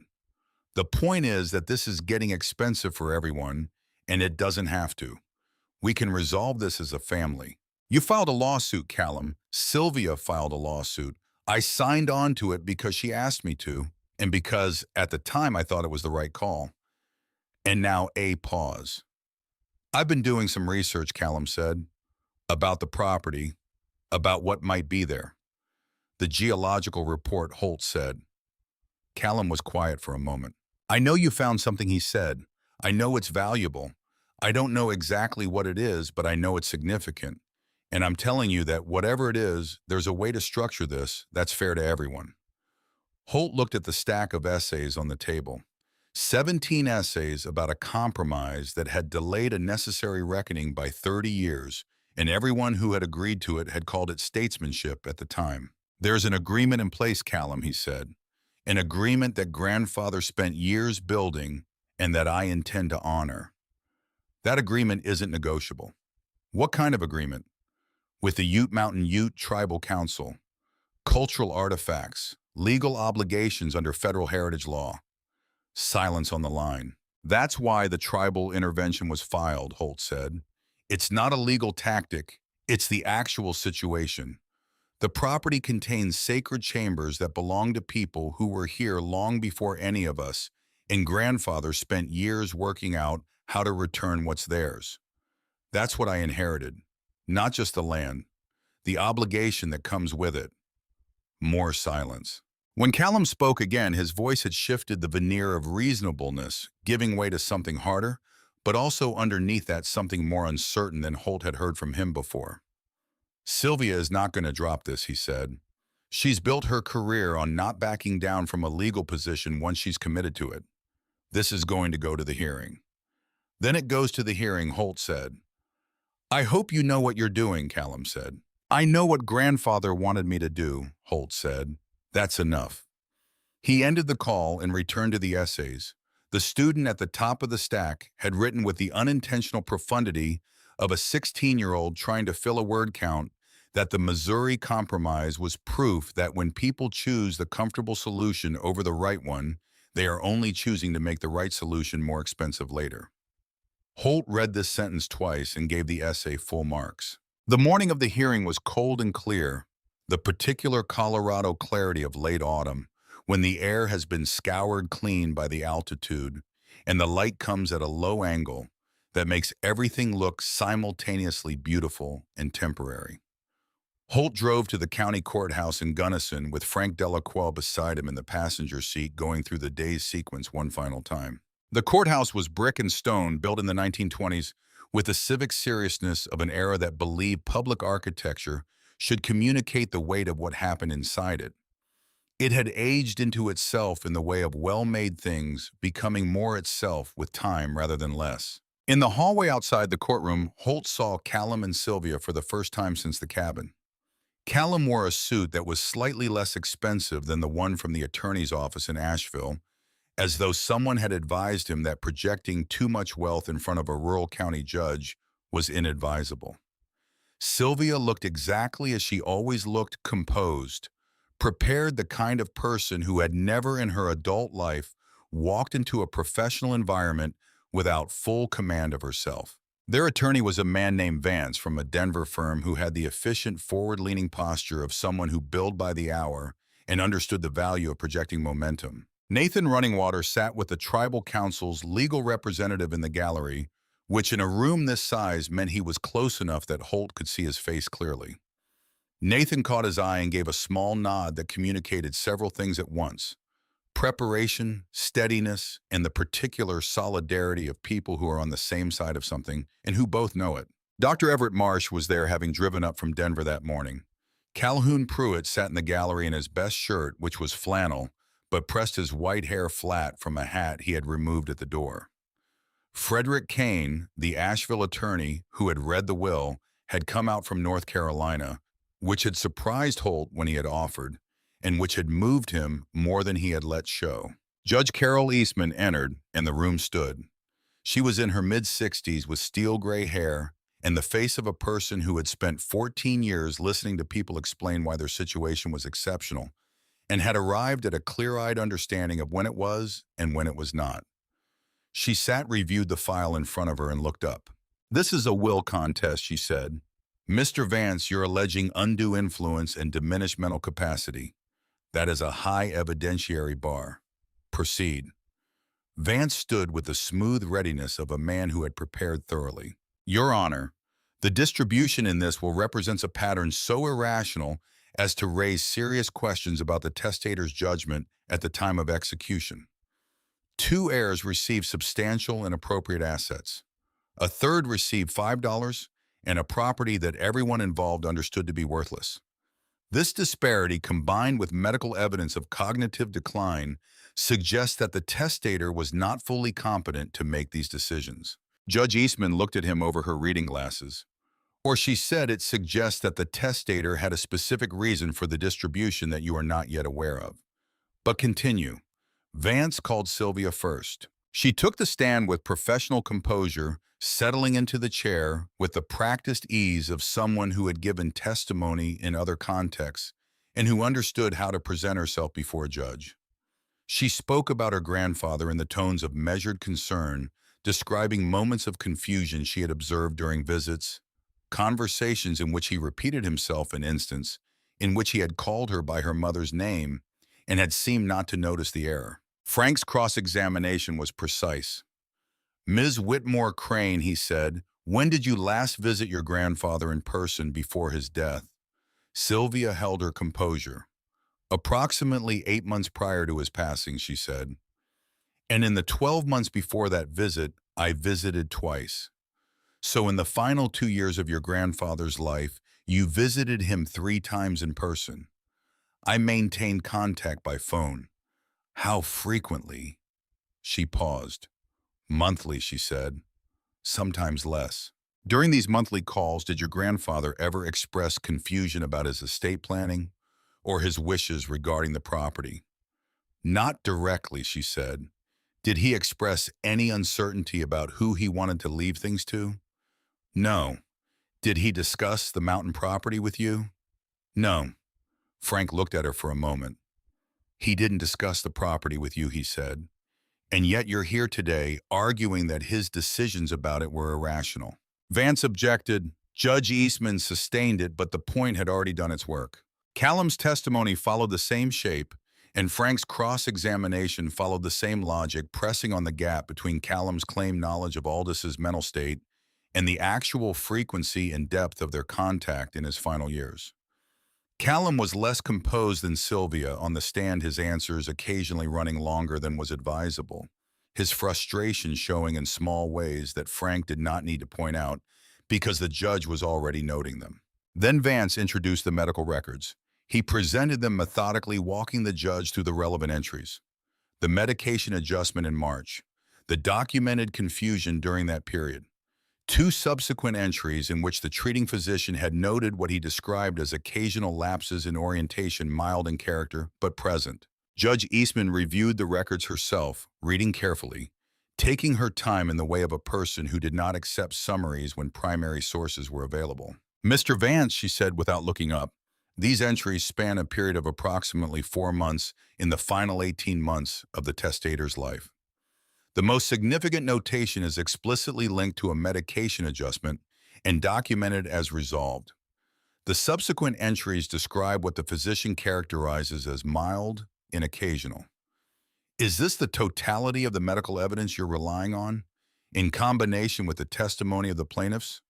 Yes, Your Honor. She set the records down and looked at him. Continue, she said. Her voice gave nothing away. The room had taken on the particular quality of a space where something important was being decided, and everyone present could feel the weight of it. Holt sat at the table with Frank and kept his posture straight and his face neutral. He was not here for himself. He was here for what Aldous had built and what Silas had promised and what Nathan Runningwater's people had been waiting for across generations. That knowledge did not eliminate fear of losing, but it made the fear small by comparison to what was at stake. And smallness, he had found, was manageable in a way that largeness was not. But when Vance finished presenting the medical records, and Judge Eastman looked at Frank and said, "Your response," Holt felt the uncertainty of the moment as a physical thing, a slight tightening in the chest, the awareness that the next minutes mattered in ways that would extend beyond his own life. Frank stood and called Calhoun Pruitt. Calhoun walked to the stand with the unhurried dignity of a man who had nothing to prove and nowhere else to be. He was sworn in and settled in the chair and looked at Judge Eastman with the frank directness of someone who had been dealing with people honestly for 75 years and saw no reason to approach this situation differently. Frank asked him to describe his acquaintance with Aldous Whitmore. "Knew him 30-some years," Calhoun said. "He came through my store regular when he was working his property up on Copper Ridge. Smart man, practical man, knew what he wanted and knew why he wanted it." "Did you observe any signs of mental decline in his later years?" Calhoun considered this with the same care he seemed to bring to everything. "He moved slower," he said. "That's age. He needed glasses for the finer print. That's age too. But his mind was sharp as anyone I've ever dealt with. He knew exactly what he was doing up on that mountain, and he knew exactly who he was leaving it to, and he told me so himself. More than once. He told you he intended to leave the property to Holt Branner. Said Harold that was Holt's grandfather's name for him when he was young.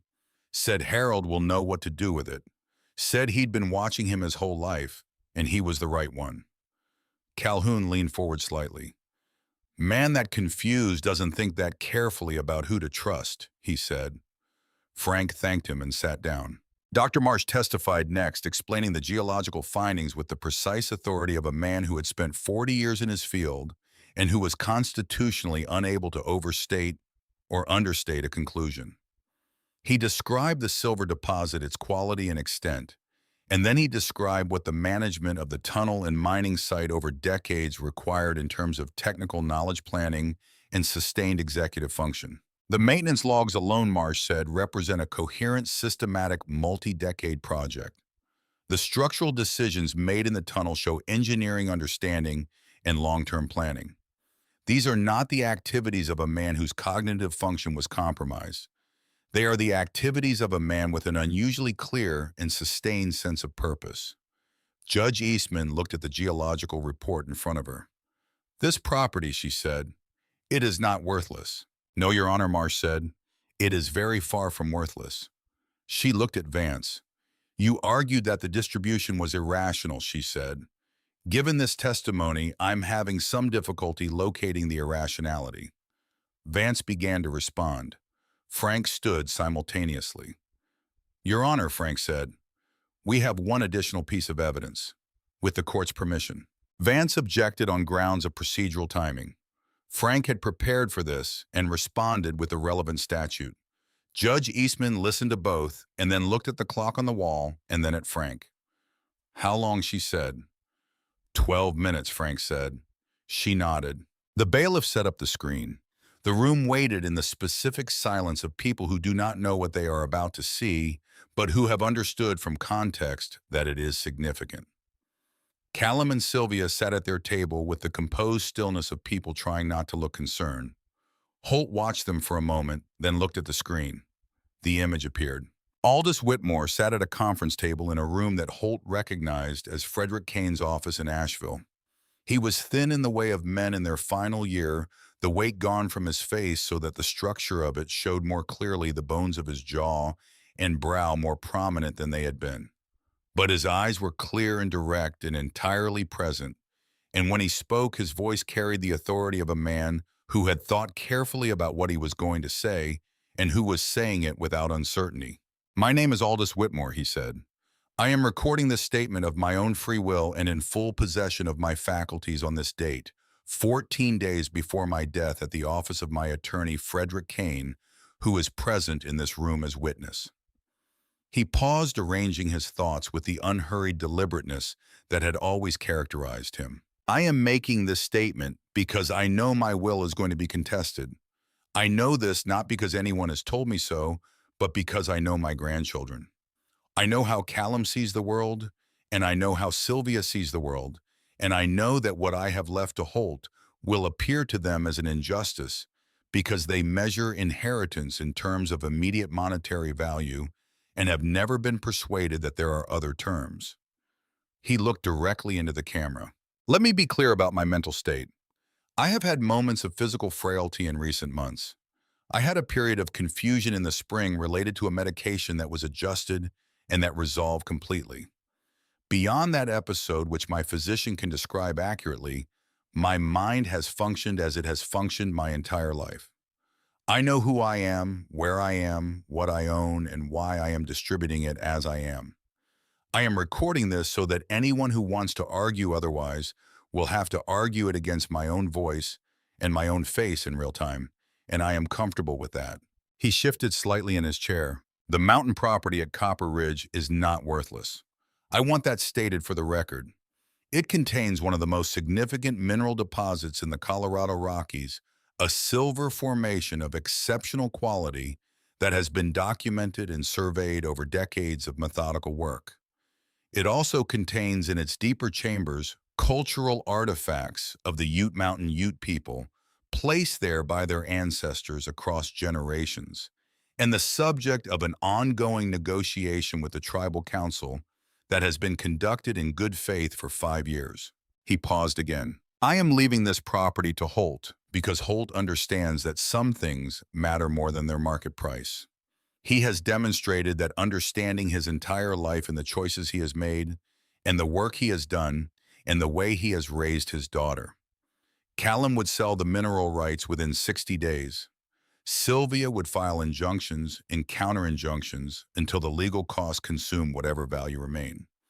Neither of them is capable of doing what this property requires, which is not cleverness or legal acumen or financial sophistication. It requires the willingness to honor a promise made before any of us were born to people who have been waiting for someone in our family to keep it." He looked into the camera for a moment without speaking. "Holt," he said, "if you're watching this in a courtroom, that means you went up there. That means you found what I left for you. That means you're doing what I knew you would do, which is the right thing, even when it's expensive, and even when the people who share your name are arguing against you. I'm proud of you. I have always been proud of you, most of all for the things you did when no one was watching." He glanced to the side at someone outside the frame, then back at the camera. "To Callum and Sylvia, if you're in the room, I love you. I have always loved you. But love and trust are not the same thing, and what I was entrusting at Copper Ridge required a different kind of person than either of you have chosen to become. That door is not closed. It is only not open yet."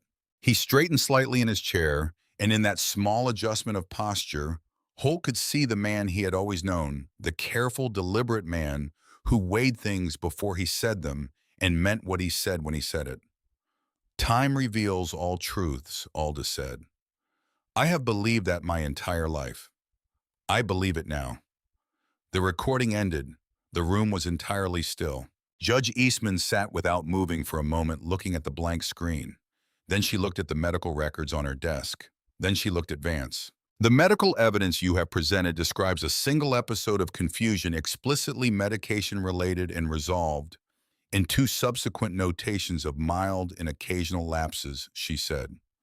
Against this, I have testimony from a long-term acquaintance describing consistent mental sharpness, expert testimony about sustained complex property management, a video statement from the testator himself recorded 14 days before his death that demonstrates clear cognition, clear intent, and clear understanding of the legal and ethical dimensions of his estate planning. She closed the folder. The diminished capacity claim is not supported by the evidence. It is not supported by a substantial margin. She looked at the will contest filing. The undue influence claim rests on the argument that Holt Branner had disproportionate access to the testator and used it to shape his decisions. The evidence shows that Holt Branner visited his grandfather more frequently than the other plaintiffs. That is not undue influence. That is attentiveness. She looked at Callum and Sylvia directly. Your grandfather's video makes clear that he anticipated exactly this proceeding and found the predictability of it sad rather than surprising. I will note for the record that I share his assessment. She picked up the gavel. The will contest is denied. Holt Branner's ownership of the Copper Ridge property is confirmed in full. The tribal intervention motion is accepted. This court will cooperate with any federal heritage proceedings arising from the cultural artifacts on the property. This case is dismissed. The gavel fell. The sound of it in the small courtroom was clean and final, the sound of a door closing on one version of events and opening onto another. Holt exhaled slowly. Frank put a hand briefly on his shoulder and said nothing, which was exactly right. Everett Marsh nodded from the gallery with the expression of a man who had expected this outcome without being certain of it and who was quietly satisfied to have been right. Calhoun Pruitt stood and buttoned his shirt pocket, apparently done with his civic duty and ready to return to the store. Nathan Runningwater caught Holt's eye from across the room and held it for a moment, and what passed between them in that look was not celebration, but something quieter and more durable, the recognition of people who have been working toward the same thing and have arrived. Vance gathered his materials with the efficient dignity of a professional absorbing a loss. He spoke briefly to Callum and Sylvia in a low voice, then shook hands with Frank out of professional courtesy and left. Sylvia buttoned her jacket and walked out without looking at Holt. Her heels on the hardwood floor were the same sound they had made in Asheville, clean and deliberate and entirely self-contained. He watched her go and felt no satisfaction in it, only a mild and complicated sadness for the version of her that might have been different if the circumstances of her childhood had arranged themselves another way. Eleanor's daughter, formed by Eleanor's world. He hoped the door Aldous had described was genuinely not closed. He supposed time would answer that too. Callum remained seated. He sat at the plaintiff's table for a long moment after everyone else had begun moving toward the door, looking at the now blank screen where his grandfather's face had been. His hands were flat on the table in front of him. He looked for the first time in Holt's memory like a man who did not know exactly what to do next. Holt crossed the room and sat down in the chair beside him. Neither of them spoke for a moment. He knew, Callum said finally. His voice was quiet in a way it rarely was. He knew exactly what we were going to do, down to the details. He knew everyone he loved, Holt said. That was who he was. But he didn't trust us with it. Callum's voice did not crack, but it changed in quality, becoming something softer and less protected than Holt had heard from him before. He trusted you, Callum said. He loved you both, Holt said. You know that. Love and trust aren't the same thing. He used those words. No, Holt said. They're not. Callum looked at the table. Was there ever a chance, he said, that we could have been the kind of people he trusted? Holt considered the question honestly because it deserved an honest answer. There still is, he said. It doesn't close. It just requires starting somewhere different than where you've been. Callum was quiet for a long time. Then he stood slowly straightening his jacket with the automatic gesture of a man returning to the surface from somewhere interior. The artifacts, he said. The indigenous stuff. You're really going to return all of it. Every piece, Holt said. Callum nodded once processing this. He looked at the door his sister had walked through. Maybe he was right about you, he said. He moved toward the door. He did not look back. But the way he carried himself as he left was different from the way he had carried himself coming in, something having gone out of him, and whether what replaced it would eventually be something better was not a question Holt could answer yet. It was a question for time, like so many of the questions that mattered. Wren was waiting on the courthouse steps with Megan, who had driven up from Knoxville the night before, when Holt had finally explained the full scope of what was happening. Wren was wearing her red wool hat, the one from Pruitt's store, and she had her hands in her pockets against the cold, and she was watching the courthouse door with the focused attention she brought to things she considered important. When she saw Holt, she came down the steps at a pace that was slightly too fast to be dignified and entirely too genuine to be anything but exactly what it was. He caught her. "Did you win?" she said into his shoulder. "We won," he said. She pulled back and looked at him with the serious attention she brought to important things. "Did Grandpa Aldis's plan work?" "Every part of it," Holt said. She nodded, satisfied, and looked out at the mountains visible above the town's roofline, the peaks holding the cold light of late November with their usual indifference to what happened in the valleys below. "Can we go back to the cabin?" she asked. "That's exactly where we're going," Holt said. The months that followed were full in the specific way that honoring something requires you to be present to all the details of it. Frank coordinated the formal documentation of Holt's ownership. Everett Marsh completed the full geological survey and submitted it to the relevant state and federal offices, a process that generated the kind of correspondence that filled mailboxes for weeks. Nathan Runningwater's legal team and Frank worked through the formal execution of the agreement that Aldis had prepared, an agreement that now bore Holt's signature on the line that had waited blank since Aldis stopped being able to finish what he started. The deeper chambers were formally documented by a team from the Tribal Council, accompanied by two cultural historians from the University of Colorado, and observed by Everett Marsh, who had asked to be present and whom Nathan had welcomed on the grounds that a man who approached a discovery with genuine reverence was always worth having in the room. The documentation took 3 days.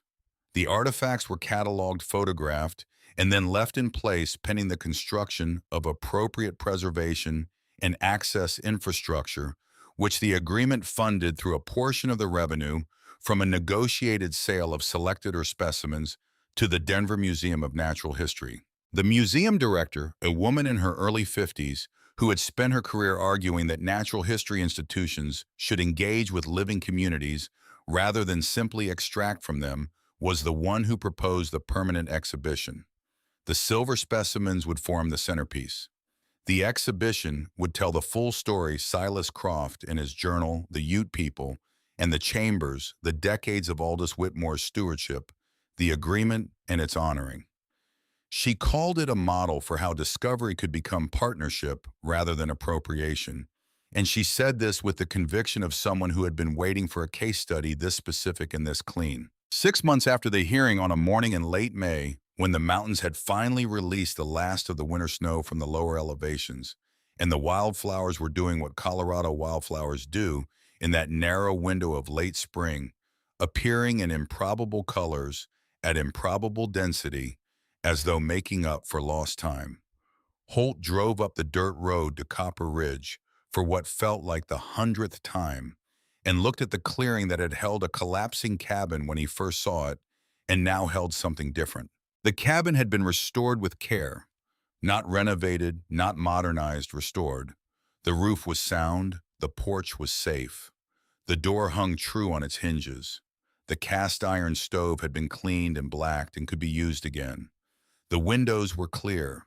The structure that had sheltered something important for decades had been given the dignity of proper care, not converted into something it wasn't, just made again into what it was supposed to be. Perhaps 60 people gathered in the clearing for the dedication ceremony. Members of the Ute Mountain Ute community came in numbers that filled the space around the cabin, including several elders who had traveled specifically for the occasion and who moved through the space with the quiet authority of people returning to somewhere they had never forgotten. Everett Marsh drove up from Denver. Calhoun Pruitt came from town in his pressed flannel shirt. Frank Delacroix stood near the cabin door. Frederick Kane had come from Asheville again. Nathan Runningwater stood beside Chairman Joseph Red Cloud, who was in his late 70s and who had the bearing of a man who had lived long enough to see things he had stopped expecting to see. The ceremony began with a traditional blessing conducted by an elder whose voice moved through the mountain clearing in cadences that required no translation to feel. The words were Ute, and they were specific to this place, to this moment, to the return of something that had been separated from its people by the passage of time and the weight of history and the long patience of a mountain that had held the secret without complaint. Holt stood and listened and understood that he was not the protagonist of this moment.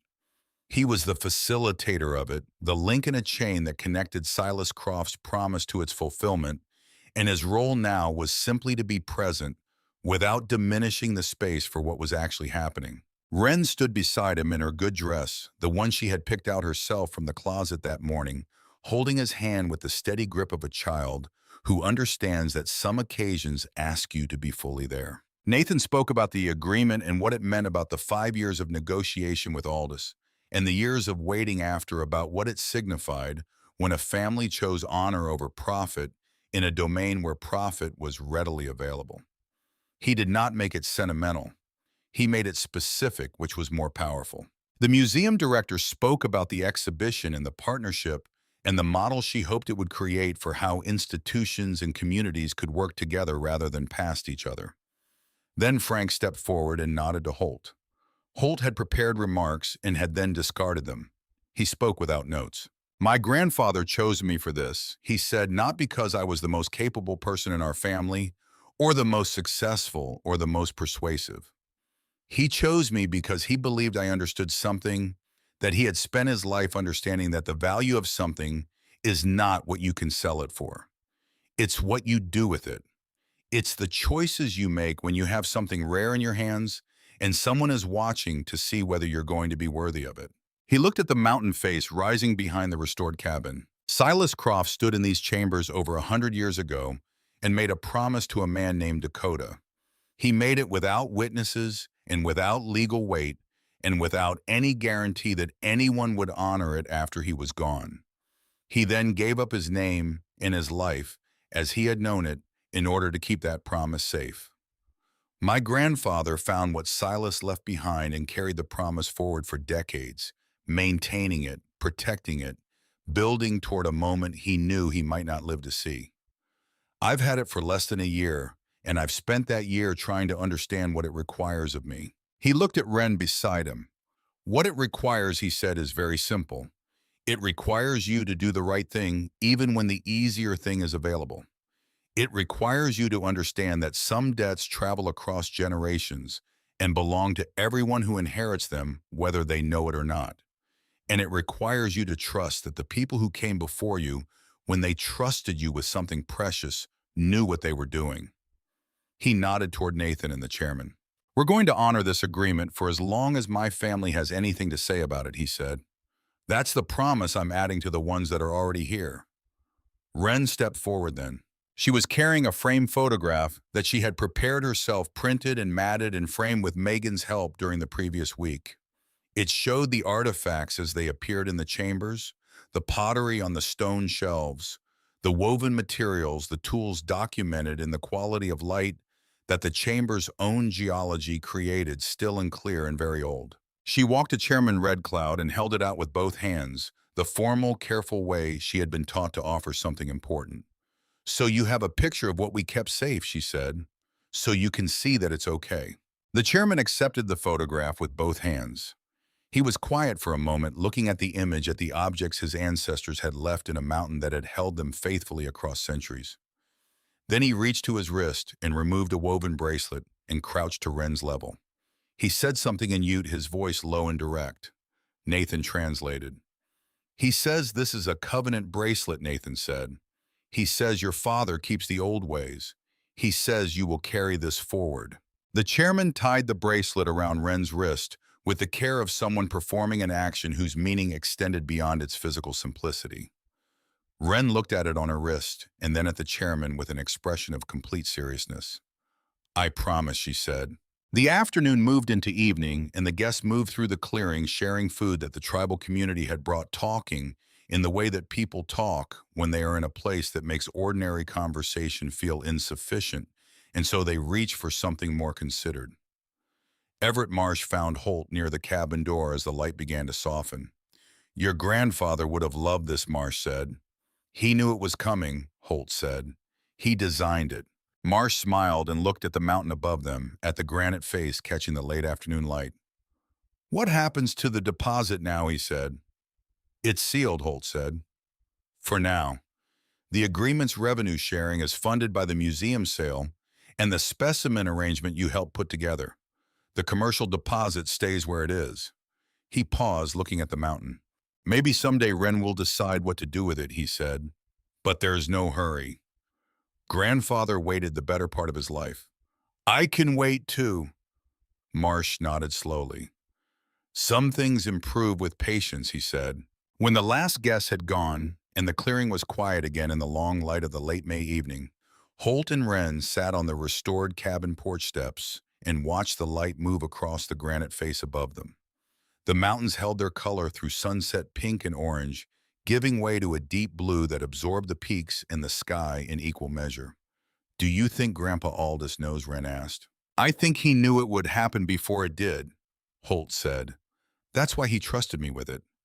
She leaned against his arm. I'm glad we came here, she said. So am I, Holt said. More than I can say. She was quiet for a moment, watching the stars begin to appear. First one and then more until the sky above the clearing held more light than dark. Tell me the ones you know, she said. He did. He pointed out Orion and Cassiopeia and the Pleiades and the long arm of the Milky Way, visible at this altitude on a clear night. And he told her the stories that went with them, the old stories that people had told each other since before anyone had thought to write anything down. Looking up at these same arrangements of light and trying to make meaning from pattern. Aldous had told him these stories on this mountain, and his grandmother had told them to Aldous, and the chain of telling went back further than any record could follow, back to people who had sat in the chambers below and looked up at the same stars and felt the same pull toward meaning that every human being who had ever lived had felt. Wren listened with the same quality of attention she brought to things that mattered, asking questions at the right moments, sitting with the answers before she moved to the next one. When she finally fell asleep, her head heavy against his arm, Holt carried her inside and laid her in the sleeping bag she had unrolled on the cabin floor earlier. He tucked it around her carefully and stood up in the quiet of the restored room. He sat at the small table with his grandfather's journal, the one Aldous had kept for decades, and opened it to the last pages that bore his grandfather's handwriting. After the final entry, several blank pages remained. He took out a pen and wrote slowly the way he wrote when he wanted to get something exactly right. We honored your promise today. The mountain is protected. The agreement is signed. The artifacts are safe and will be returned to their people with the ceremony and care they deserve. Chairman Red Cloud's people came home to something they had not stopped remembering, even after generations of not knowing exactly where it was. You would have recognized what that looked like. You would have understood its weight. Wren made a promise of her own today. She is 9 years old, and the world is going to shape her in ways I cannot predict. But she has the quality you saw in me, which is the ability to pay attention to things that don't announce their own value. You were right about that being rare. I am trying to make sure she knows it is valuable. I understand now what this inheritance actually was. Not the land, not the silver, not even the agreement, though all of those matter. The inheritance was the knowledge that I was trusted with something that required more of me than I knew I had, and that the trust turned out to be correct. You believed that before I did. That belief extended across the years you carried this, without being able to hand it off, is the most generous thing anyone has ever done for me. I will not waste it. He set down the pen and closed the journal. He carried the pocket watch to the mantel above the clean stove and set it there where it would catch the morning light when it came through the cleared window. The mechanism ticked with the steadiness of something built to last, indifferent to the decades it had already carried and entirely unconcerned about the ones ahead. He stood in the quiet cabin for a long time, listening to that tick and the sound of his daughter breathing and the wind moving across the granite face outside, and he thought about the chain of choices that had brought him to this place. Silas Croft in 1899, giving his word to a man named Dakota without witnesses or legal documents or any guarantee that the word would hold beyond his own lifetime. Aldous Whitmore in 1954, receiving a set of coded letters from his dying mother and choosing to honor what they described rather than profit from it. And Holt himself sitting in a lawyer's office with $5 and a piece of property. Nobody wanted choosing to go up the mountain before he decided what it was worth. The truth his grandfather had carried in his pocket for 60 years was not a secret. It was an observation, patient and accurate and willing to wait as long as it needed to for the right moment to become visible. Given enough time, what is true becomes visible. The attempts to conceal it through mockery or legal pressure or the simple weight of other people's certainty about what something is worth do not ultimately hold against what is actually the case. The truth of what his grandfather had built here, the truth of Silas Croft's promise, the truth of what the Ute people's ancestors had left in these chambers, the truth of what Holt himself was capable of when trusted with something that mattered, all of it had been present and waiting the whole time. It had simply required the right person to arrive and the right amount of time to pass and the willingness to go down into the dark and look. He turned off the lantern and lay down in his sleeping bag beside his daughter. Outside, the mountain held its silence, as it had always held it, patient and complete, keeping its promises as mountains do, without drama, without announcement, simply by remaining exactly what it had always been, through all the seasons and all the people and all the long chain of choices that had led at last to this quiet night.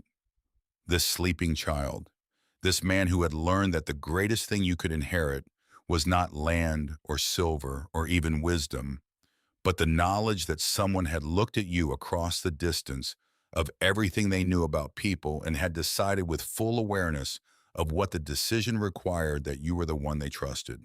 The watch ticked on the mantel. Wren breathed in the dark beside him. The mountain kept its word.